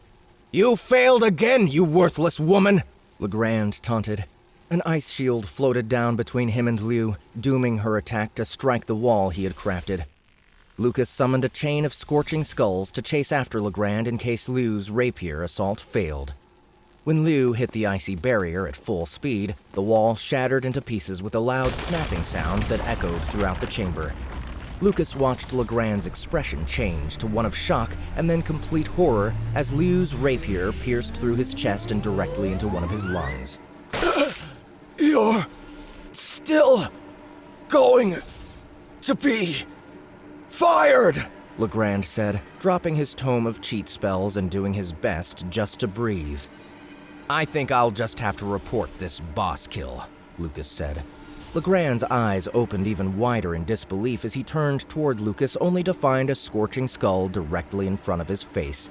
The first, second, third, and fourth skulls struck in rapid succession, leaving Legrand with no way to stop them. The perverted man roared in shock and anger and then fell silent. A moment later, his corpse started to turn into ash, and all that was left was Liu's rapier, still jammed right through his charred ribs. You have killed Baron Dre von Maidbanger with the help of Lady Jun Guan. You have been awarded 1,000 experience. A pair of maid's pantalettes and 500 gold have dropped upon death. Hidden quest completion. Keegan's hidden hope. Although Keegan did not know for sure that it was Drayvon Maidbanger who had organized the rebellion and plotted his wife's death, he still thirsted for revenge until his death. In killing Dray, you have given Keegan the solace he could not find in life. You have allowed his soul to rest in peace. Reward, 1,000 bonus experience. Isabel's Tears has also been upgraded. Quest chain completion, the heirless Maidbanger. Although Drayvon Maidbanger lived up to his name, siring a dozen offspring from various sources, none of them are official heirs. In this event, lacking an official heir, the Imperium noble who acquires his ring shall inherit his territory. Since you currently hold his ring, you may choose whether to accept this acquisition and take control of the Maidbanger territory and fortune. Do you wish to accept? Yes or no? Guaranteed reward, 4 levels. Warning, accepting this will not only increase your territory, but also your responsibilities on the island. Failure to protect your territory from an NPC-organized invasion or rebellion against the Imperium will result in expulsion from the Imperium and potential deletion of your character. Warning, not accepting the ring will respawn Drayvon Maidbanger. However, the quest will not be repeatable for you. Lucas didn't even have to think about it. No matter what the risks were, this was what he had come for, and everything came with its challenges and difficulties attached. Yes, Lucas thought, reaching out and touching the button. The fact that hitting no would regenerate the main bad guy and let the GM resume his role as the jerk of the island didn't even factor into his decision. He had known his answer before the first warning sign had appeared. Title upgrade. You are now Baron Lucas the Murderer, ruler of Hesse. Territory acquisition. You now have direct control over Drayvon Maidbanger's territory, as well as indirect control over the remaining Imperium nobles on Hesse, as the highest-ranking member of the Imperium on the island. While indirect control over their territories will give you small amounts of influence, as well as minor advantages in trade negotiations and future dealings with these nobles, this will not prevent them from attacking you, nor allow you to command their troops in battle. Nobility ring rank up. While wearing your Ring of the Imperium, your charisma score with subjects of the Imperium has now increased by 50%. This will not influence those that aren't human citizens directly underneath the control of the Imperium. Loot acquisition. In addition to seizing all Maidbanger properties, minor items, and gold, 3,182 gold pieces, you have also gained 2 of Dray's major items. Cursed Tome of the Endless Reader, Maidbanger's targeting specs, and Belt of Backup. Lucas was about to open his inventory and check out the items, but then he noticed Liu was still standing in the same spot she killed Legrand. "Liu?" Lucas asked, not sure what was going through her head as he watched her slowly turn her face toward him. Her mouth hung slightly open, and her face wore a hollow expression. I did it. She began, putting down her rapier. I mean, we did it. He's dead. His character is gone. If he wants to play this game again, he'll have to petition and get a new one made. "What's that mean?" Lucas asked. "Am I going to have to report this kill as glitchy so that someone reviews the conversation?" He didn't know how he could help Liu, but he definitely didn't want her to have to go through dealing with this jerk again. No. Liu quickly stated, turning to Lucas and shaking her head. I know I shouldn't say this, but I don't want this to be an issue. I just got this job less than a year ago, and if I'm known as a sexual harassment victim... She frowned. That's all people will ever know me as. No one will give me any respect, and a year later, I'll probably get fired for the first thing they can pin on me. I wouldn't be the first. There's no point. Let me just have my win today. Let me be satisfied knowing that at least I, specifically, won't have to deal with that creep again in this world, since any new avatar that's generated for him will be shifted to a different island. It's fairly standard whenever GMs are killed and they lose their characters. Lucas nodded. He didn't understand her at all, though. He'd have wanted the cruelest and absolute vengeance no matter the cost. That said, he knew that it wasn't his place to say or do anything, and he had to respect her choice. "Well, are you going to be okay?" he asked. Despite the upbeat, let me have my win tone, she didn't exactly look happy. Relieved, perhaps, but definitely not happy. All he could do was be there for her, the same way she had been there for him. Since he didn't know how to solve her work problems, he did the only useful thing he could think of. He walked up to her and hugged her. He could feel her clenching tightly into the hug, and he responded in kind. Even after a few minutes, she only squeezed him harder, as if to say, "No, you're not going anywhere yet." They heard a loud from the door, and Lucas turned to see Bonnie, Nick, Viola, and Katie sitting at the entrance to the boss room. He wasn't sure when they had arrived, but there they were with him, standing in the middle of a mess that looked like a war zone. "Yeah, sorry. Wanted to announce our presence earlier, but you two looked like you were having a moment," Nick explained. "We were kiting the guards around, and then they suddenly just, well, let us through. It was weird." Weird? It just clearly meant that Boss had won, and the day was over. Glorious news! My paycheck has gotten richer. Also, that gold split? Nice. Good job, Boss. Bonnie said with a big smile. I think I've made more money in a single day than any other player has. I'm going to prove I'm the best mercenary ever. Placing both hands on her hips, she began cackling out the villains.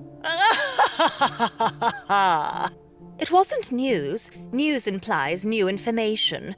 But we all knew that Lucas was guaranteed victory from the moment he agreed to go in. That's our leader, the great villain, Viola said proudly, sticking out her chest as if the accomplishment were her own. Katie just nodded her agreement, raising her bow a little.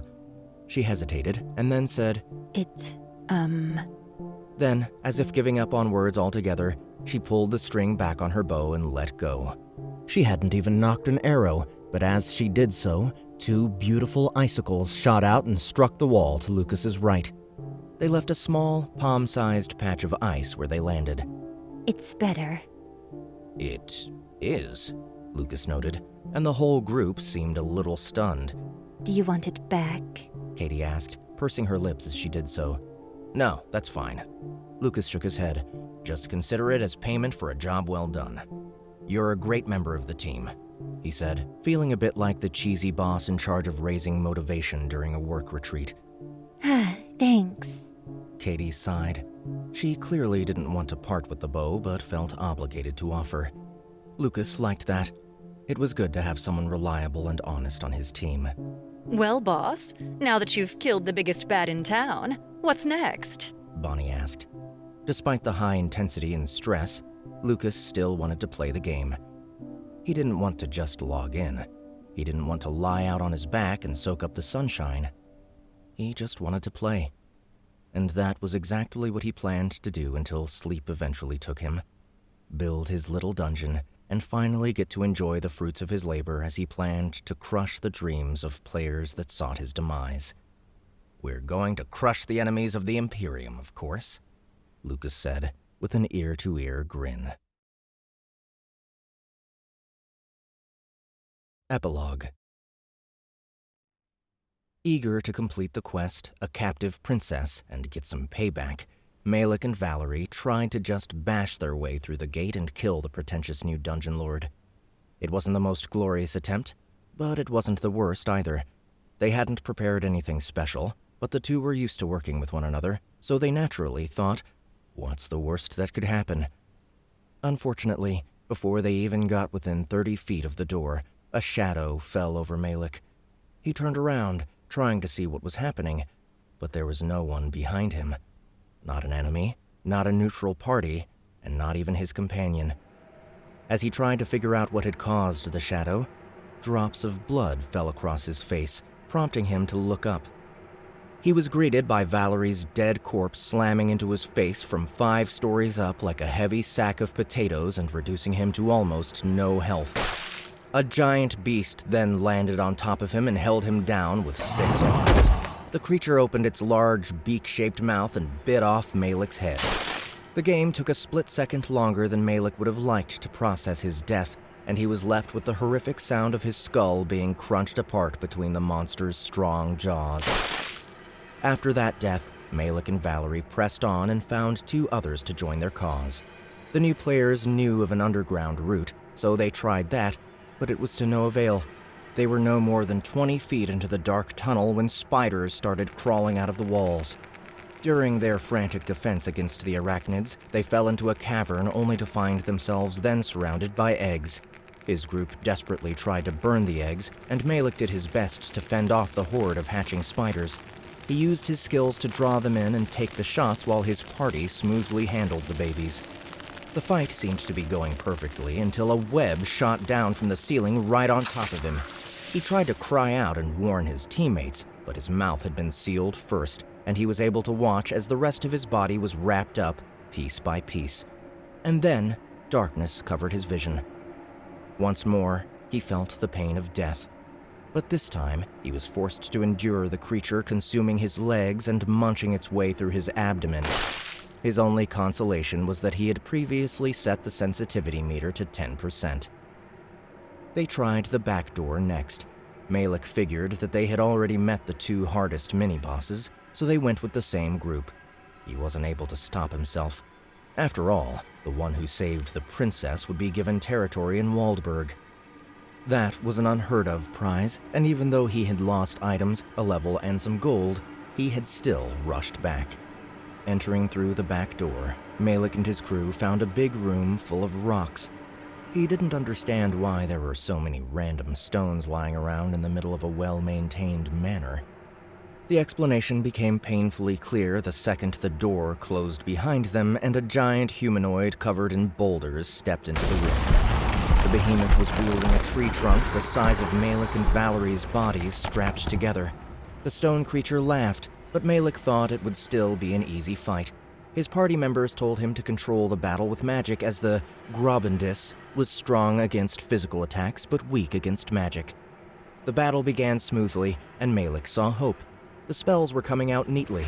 The party's fire wizard was in full form, throwing blasts everywhere and landing at least 2/3 of them directly on the Grobendis as it came toward them, and each blast seemed to hurt. Just when they thought that they might have a chance, the big beast yelled out a single word, "Smash!" and then struck the whole party at the same time with the massive log in a horizontal sweep. Malik crumpled like a beer can at a frat party as his armor-covered body flattened violently against the wall and then fell to the floor. Before dying, he spent a shocked moment watching his own blood trickle down the brickwork. The next time around, the group insisted on trying the front gate once more. The results were the same as the first attempt, only more gruesome. Malik had now lost several levels, a lot of gear, and a good amount of money, and he was getting frustrated, so they looked for an alternative.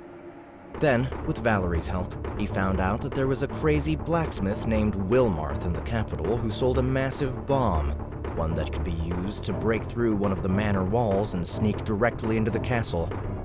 The only problem was that Wilmarth charged an arm and a leg per bomb, and thus the whole group, which had already lost quite a bit of money on this quest, ended up feeling pretty sore about the finances going into their latest attempt.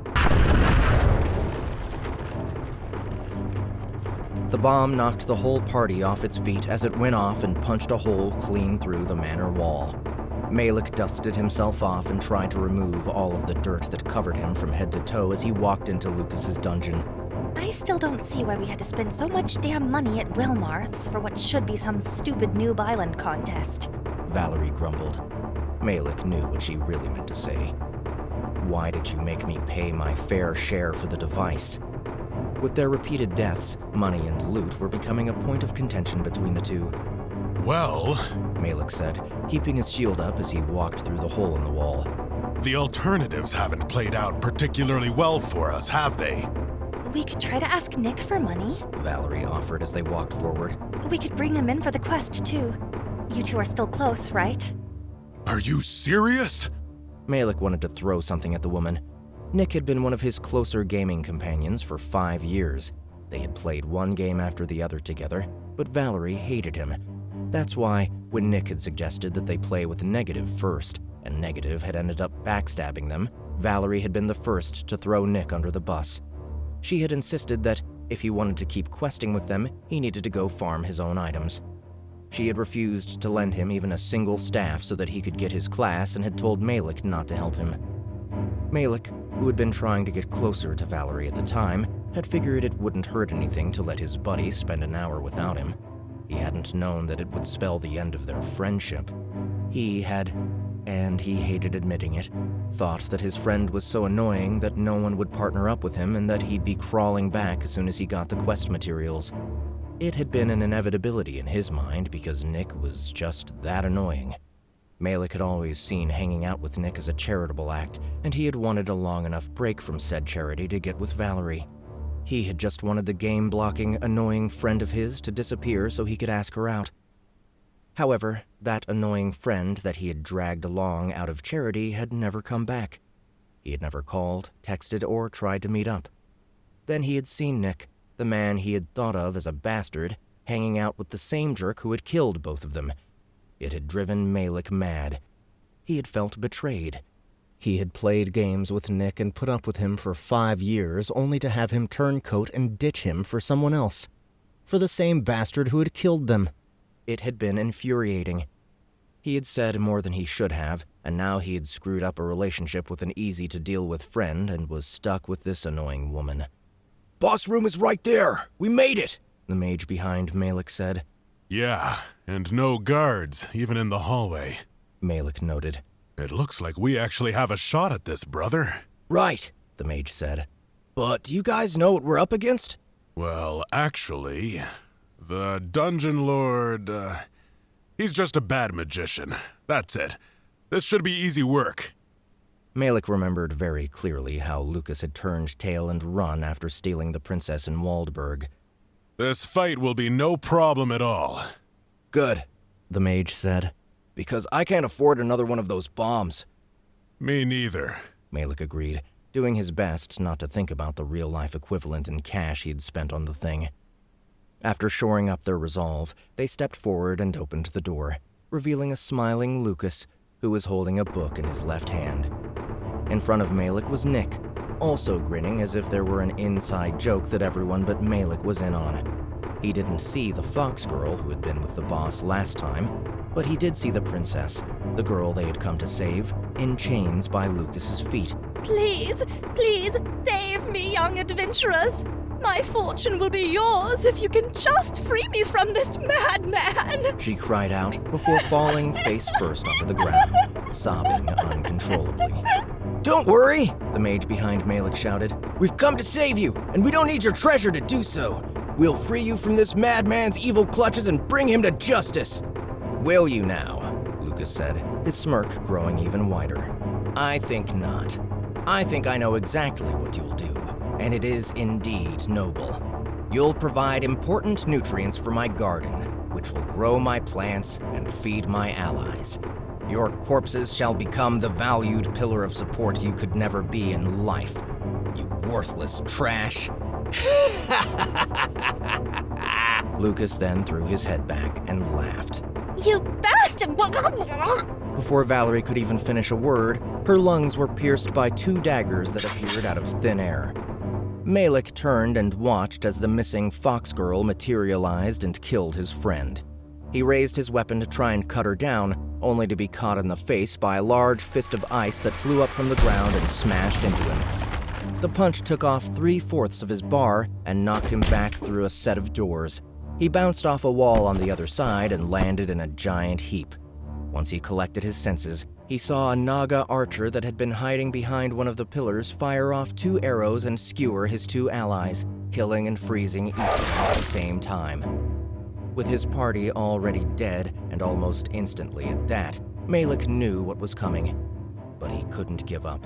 A part of him always fought till the bitter end, so as he stood up and readied his sword, he felt calm, steady. Come at me. I'll take one of you with me, he boasted. The only one who stepped forward through the shattered doors and into the hallway, however, was Nick. There's nothing to come at, bro. You're already defeated. Nick hoisted his weapon, a blunt casting mace that looked almost like those the Dark Knights were known to use. But no one can get the Dark Knight class this early, Malik thought as he took in a deep breath and prepared for this final skirmish. I'm not down until I'm down. And before I fall, you're coming with me! Malik shouted. He dashed forward, sword in hand, and cut straight at his former friend. Nick, however, just stood there. Just before Malik's blade cut into him, a strange purple glow erupted from Nick's shield. Shadowy tendrils reached out, caught Malik's sword, and then held it firmly in place. Unless he let go of his weapon, there was nothing he could do. Thus, he watched as Nick slowly lifted his own weapon in return. No, I'm not. I'm not ever going anywhere with you again. Trash on the sidewalk should be thrown into the proper bin and then buried deep. Nick brought down the blunt head of his mace over and over again on Malik's face. Malik was enraged, but he couldn't do anything but watch as his health quickly vanished, each attack leaving him more damaged and stunned than before. The only thing he could hear as his vision faded to black and the death process started all over again was the sound of a man clapping behind Nick. You were supposed to be the worthless one, Malik thought as he let go and accepted another death. The last he'd ever give Lucas's dungeon. Lucas dropped his clothes and backpack next to the bath and crawled in. While Nick and Katie had argued against expanding the large heated tub and making it even more luxurious instead of focusing on the water dungeon first, Lucas, Liu, Viola, and Bonnie had all agreed that some pleasures should always come first.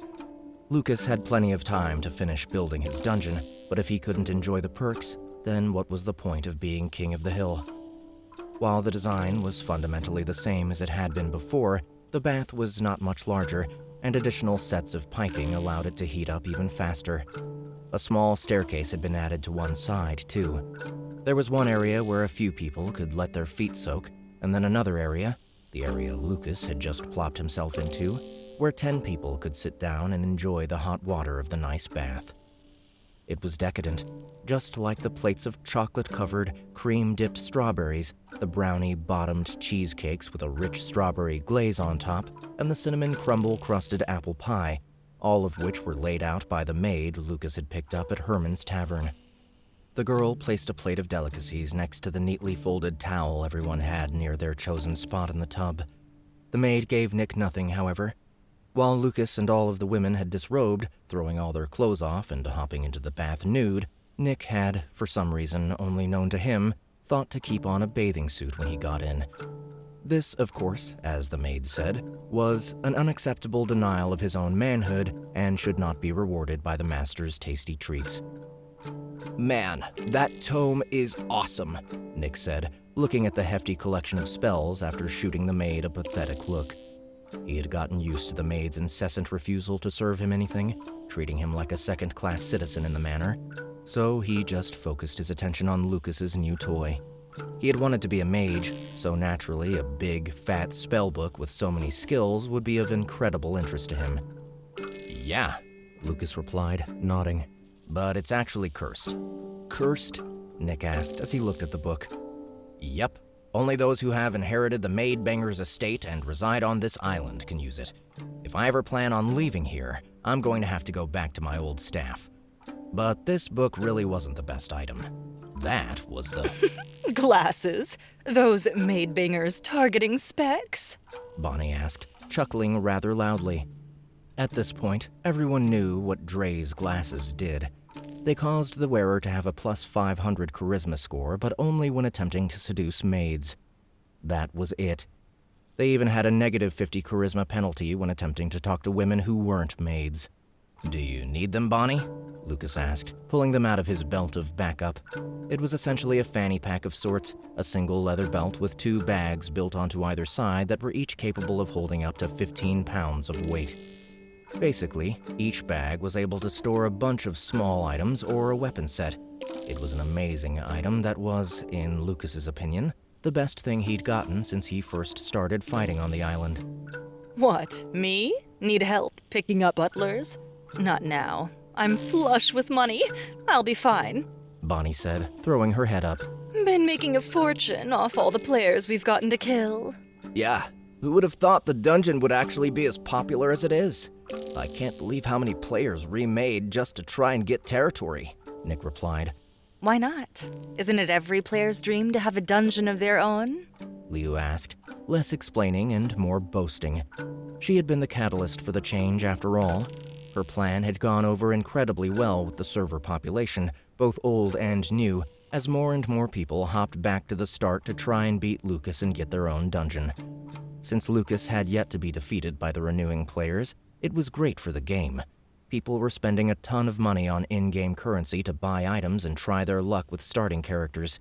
But the end result was that Liu looked better and better at her office, and Lucas and his group had gotten richer and richer. The last set of players that they had fought had netted the group over 21 gold alone for a single 2-minute interaction. As a result, Bonnie, despite the fact she had dropped her prices for Lucas considerably, was now swimming in money. But there is a small problem, boss, Bonnie said as she leaned back in the tub. She used her tail to cover her chest, which was on the verge of peeking above the waterline. "What's that?" Lucas asked. Well, you see, it's like I don't know how to lose levels, and all these players are about to put me over the island's level 30 cap. I want to stay here with you, where it's nice and prosperous, but even though I killed myself a few times to level drop, it's just too much work. "Yeah," Nick said. "I'm having the same problem, even though Bonnie killed me to help me drop my level once or twice." That was the reason? I thought you were just giving me a birthday present. Bonnie chuckled. "But she's right. Players give a lot of experience, and we're both about to cap," Nick said. Katie grunted, nodding. "Well, once you hit cap, you only have 24 hours to reach the mainland, or you'll be ported to a fishing town and kept there until you board a boat to leave," Lucas said, thinking about the rules. He looked over at Liu and asked, "We're going to have to leave, aren't we?" You could get a new crew. Viola suggested. I mean, you'll have to replace me soon, too, but it makes sense. You'll have no problem finding a new princess with those roguish good looks of yours and those beautiful hand-tailored outfits Bonnie made you. Feels kind of wrong if the boss is using my gear to pick up other chicks for some reason, Bonnie muttered with a frown. Either way, you should have it easy, Mr. Villain. You're the greatest. People will be lining up to help you in your world conquest, Viola asserted. You really like to suck up to the boss, don't you? Bonnie coldly snapped at Viola. Lucas didn't know when the two had started their occasional bickering, but he knew one thing for sure. Viola was oblivious to Bonnie's attempts to upset her. I do, she replied with an ear-to-ear grin on her face. Then, in her theatrical manner, she added, When he speaks, his divine voice makes heaven drowsy with its harmony. Miss Viola's words are always so pretty, the maid said from where she stood at the door. It's always a pleasure to hear such beautiful thoughts. I prefer the sound of jingling coins, Bonnie said. Katie agreed. Well, should we start recruiting new people? Liu asked Lucas. Maybe. Or...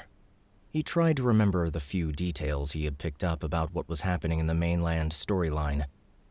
Well, He was stumped, not knowing the history. Liu, what's the Imperium like on the mainland? On the mainland? It's almost non-existent, at least territorially. Hess is a big colony of a very tiny country. We have the capital, which is impressive, but for the most part, the Imperium is supposed to be just one of the Noob Island quest chains. It's not really large on the mainland at all. Why? Because I was thinking that perhaps we should fix that. The Imperium has served us well. We've consolidated our base already on the island. Lucas thought back to the very short amount of time, only a couple days, that it had taken to force every other noble and non-human town to capitulate to his demands. Even the terms of surrender were better than they could have asked for even in regular negotiations. I think it's about time we go see if we can be the big fish in the big pond. The whole group paused for a moment. The mainland was filled with a ton of competitive, hard-to-defeat guilds. It wasn't easy to make a mark there. Some guilds had over 1,000 players and fielded joint armies that were counted in 5 digits. Compared to life in the starter zone, it would be far more intense and brutal. Well, Viola said, I believe I've spent enough time on this island. My part is done. The curtains are closing. A bigger stage suits me well. I suppose there is only so much money we can make killing the noobs here, Bonnie said with a smile as she brushed her tail. Katie agreed. I've been with you from the start, Nick added. No reason to change that now. Will the master be needing a maid on the mainland too? The girl from the tavern asked from the door. My new boss shouldn't argue too much if I decide that Jun Guan needs to move to the mainland, Liu said. I'm getting credit for this renewed interest in the game. The user spike? My doing. She laughed and then added, But don't worry, the beers are on me tonight, as thanks for your help. Smiling, she leaned into Lucas. Since that night when he had come to her defense against her creepy manager, the two had grown a lot closer. They still didn't interact in the game as much as they used to before Lucas became a villain, mainly because she wasn't part of the boss room fights. But when the night started winding down, she'd come over and eat and drink a few beers while they talked about the game.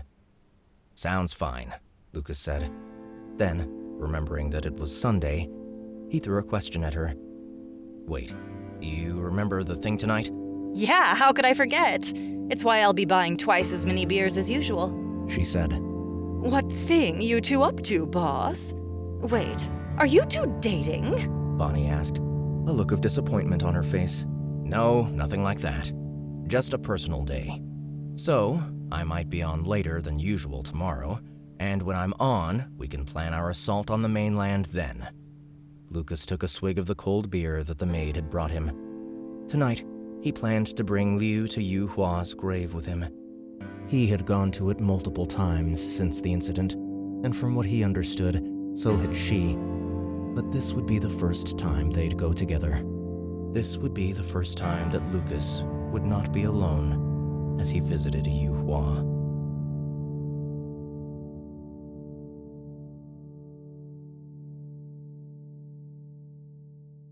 This has been The Heroic Villain, written by Charles Dean, edited by Joshua Swain and Richard Haygood, narrated by Jeff Hayes, featuring Justin Thomas James as Malik, Linnaeus, and other supporting characters, and Annie Ellicott as Shun Guan, Bonnie, and the rest of the female cast.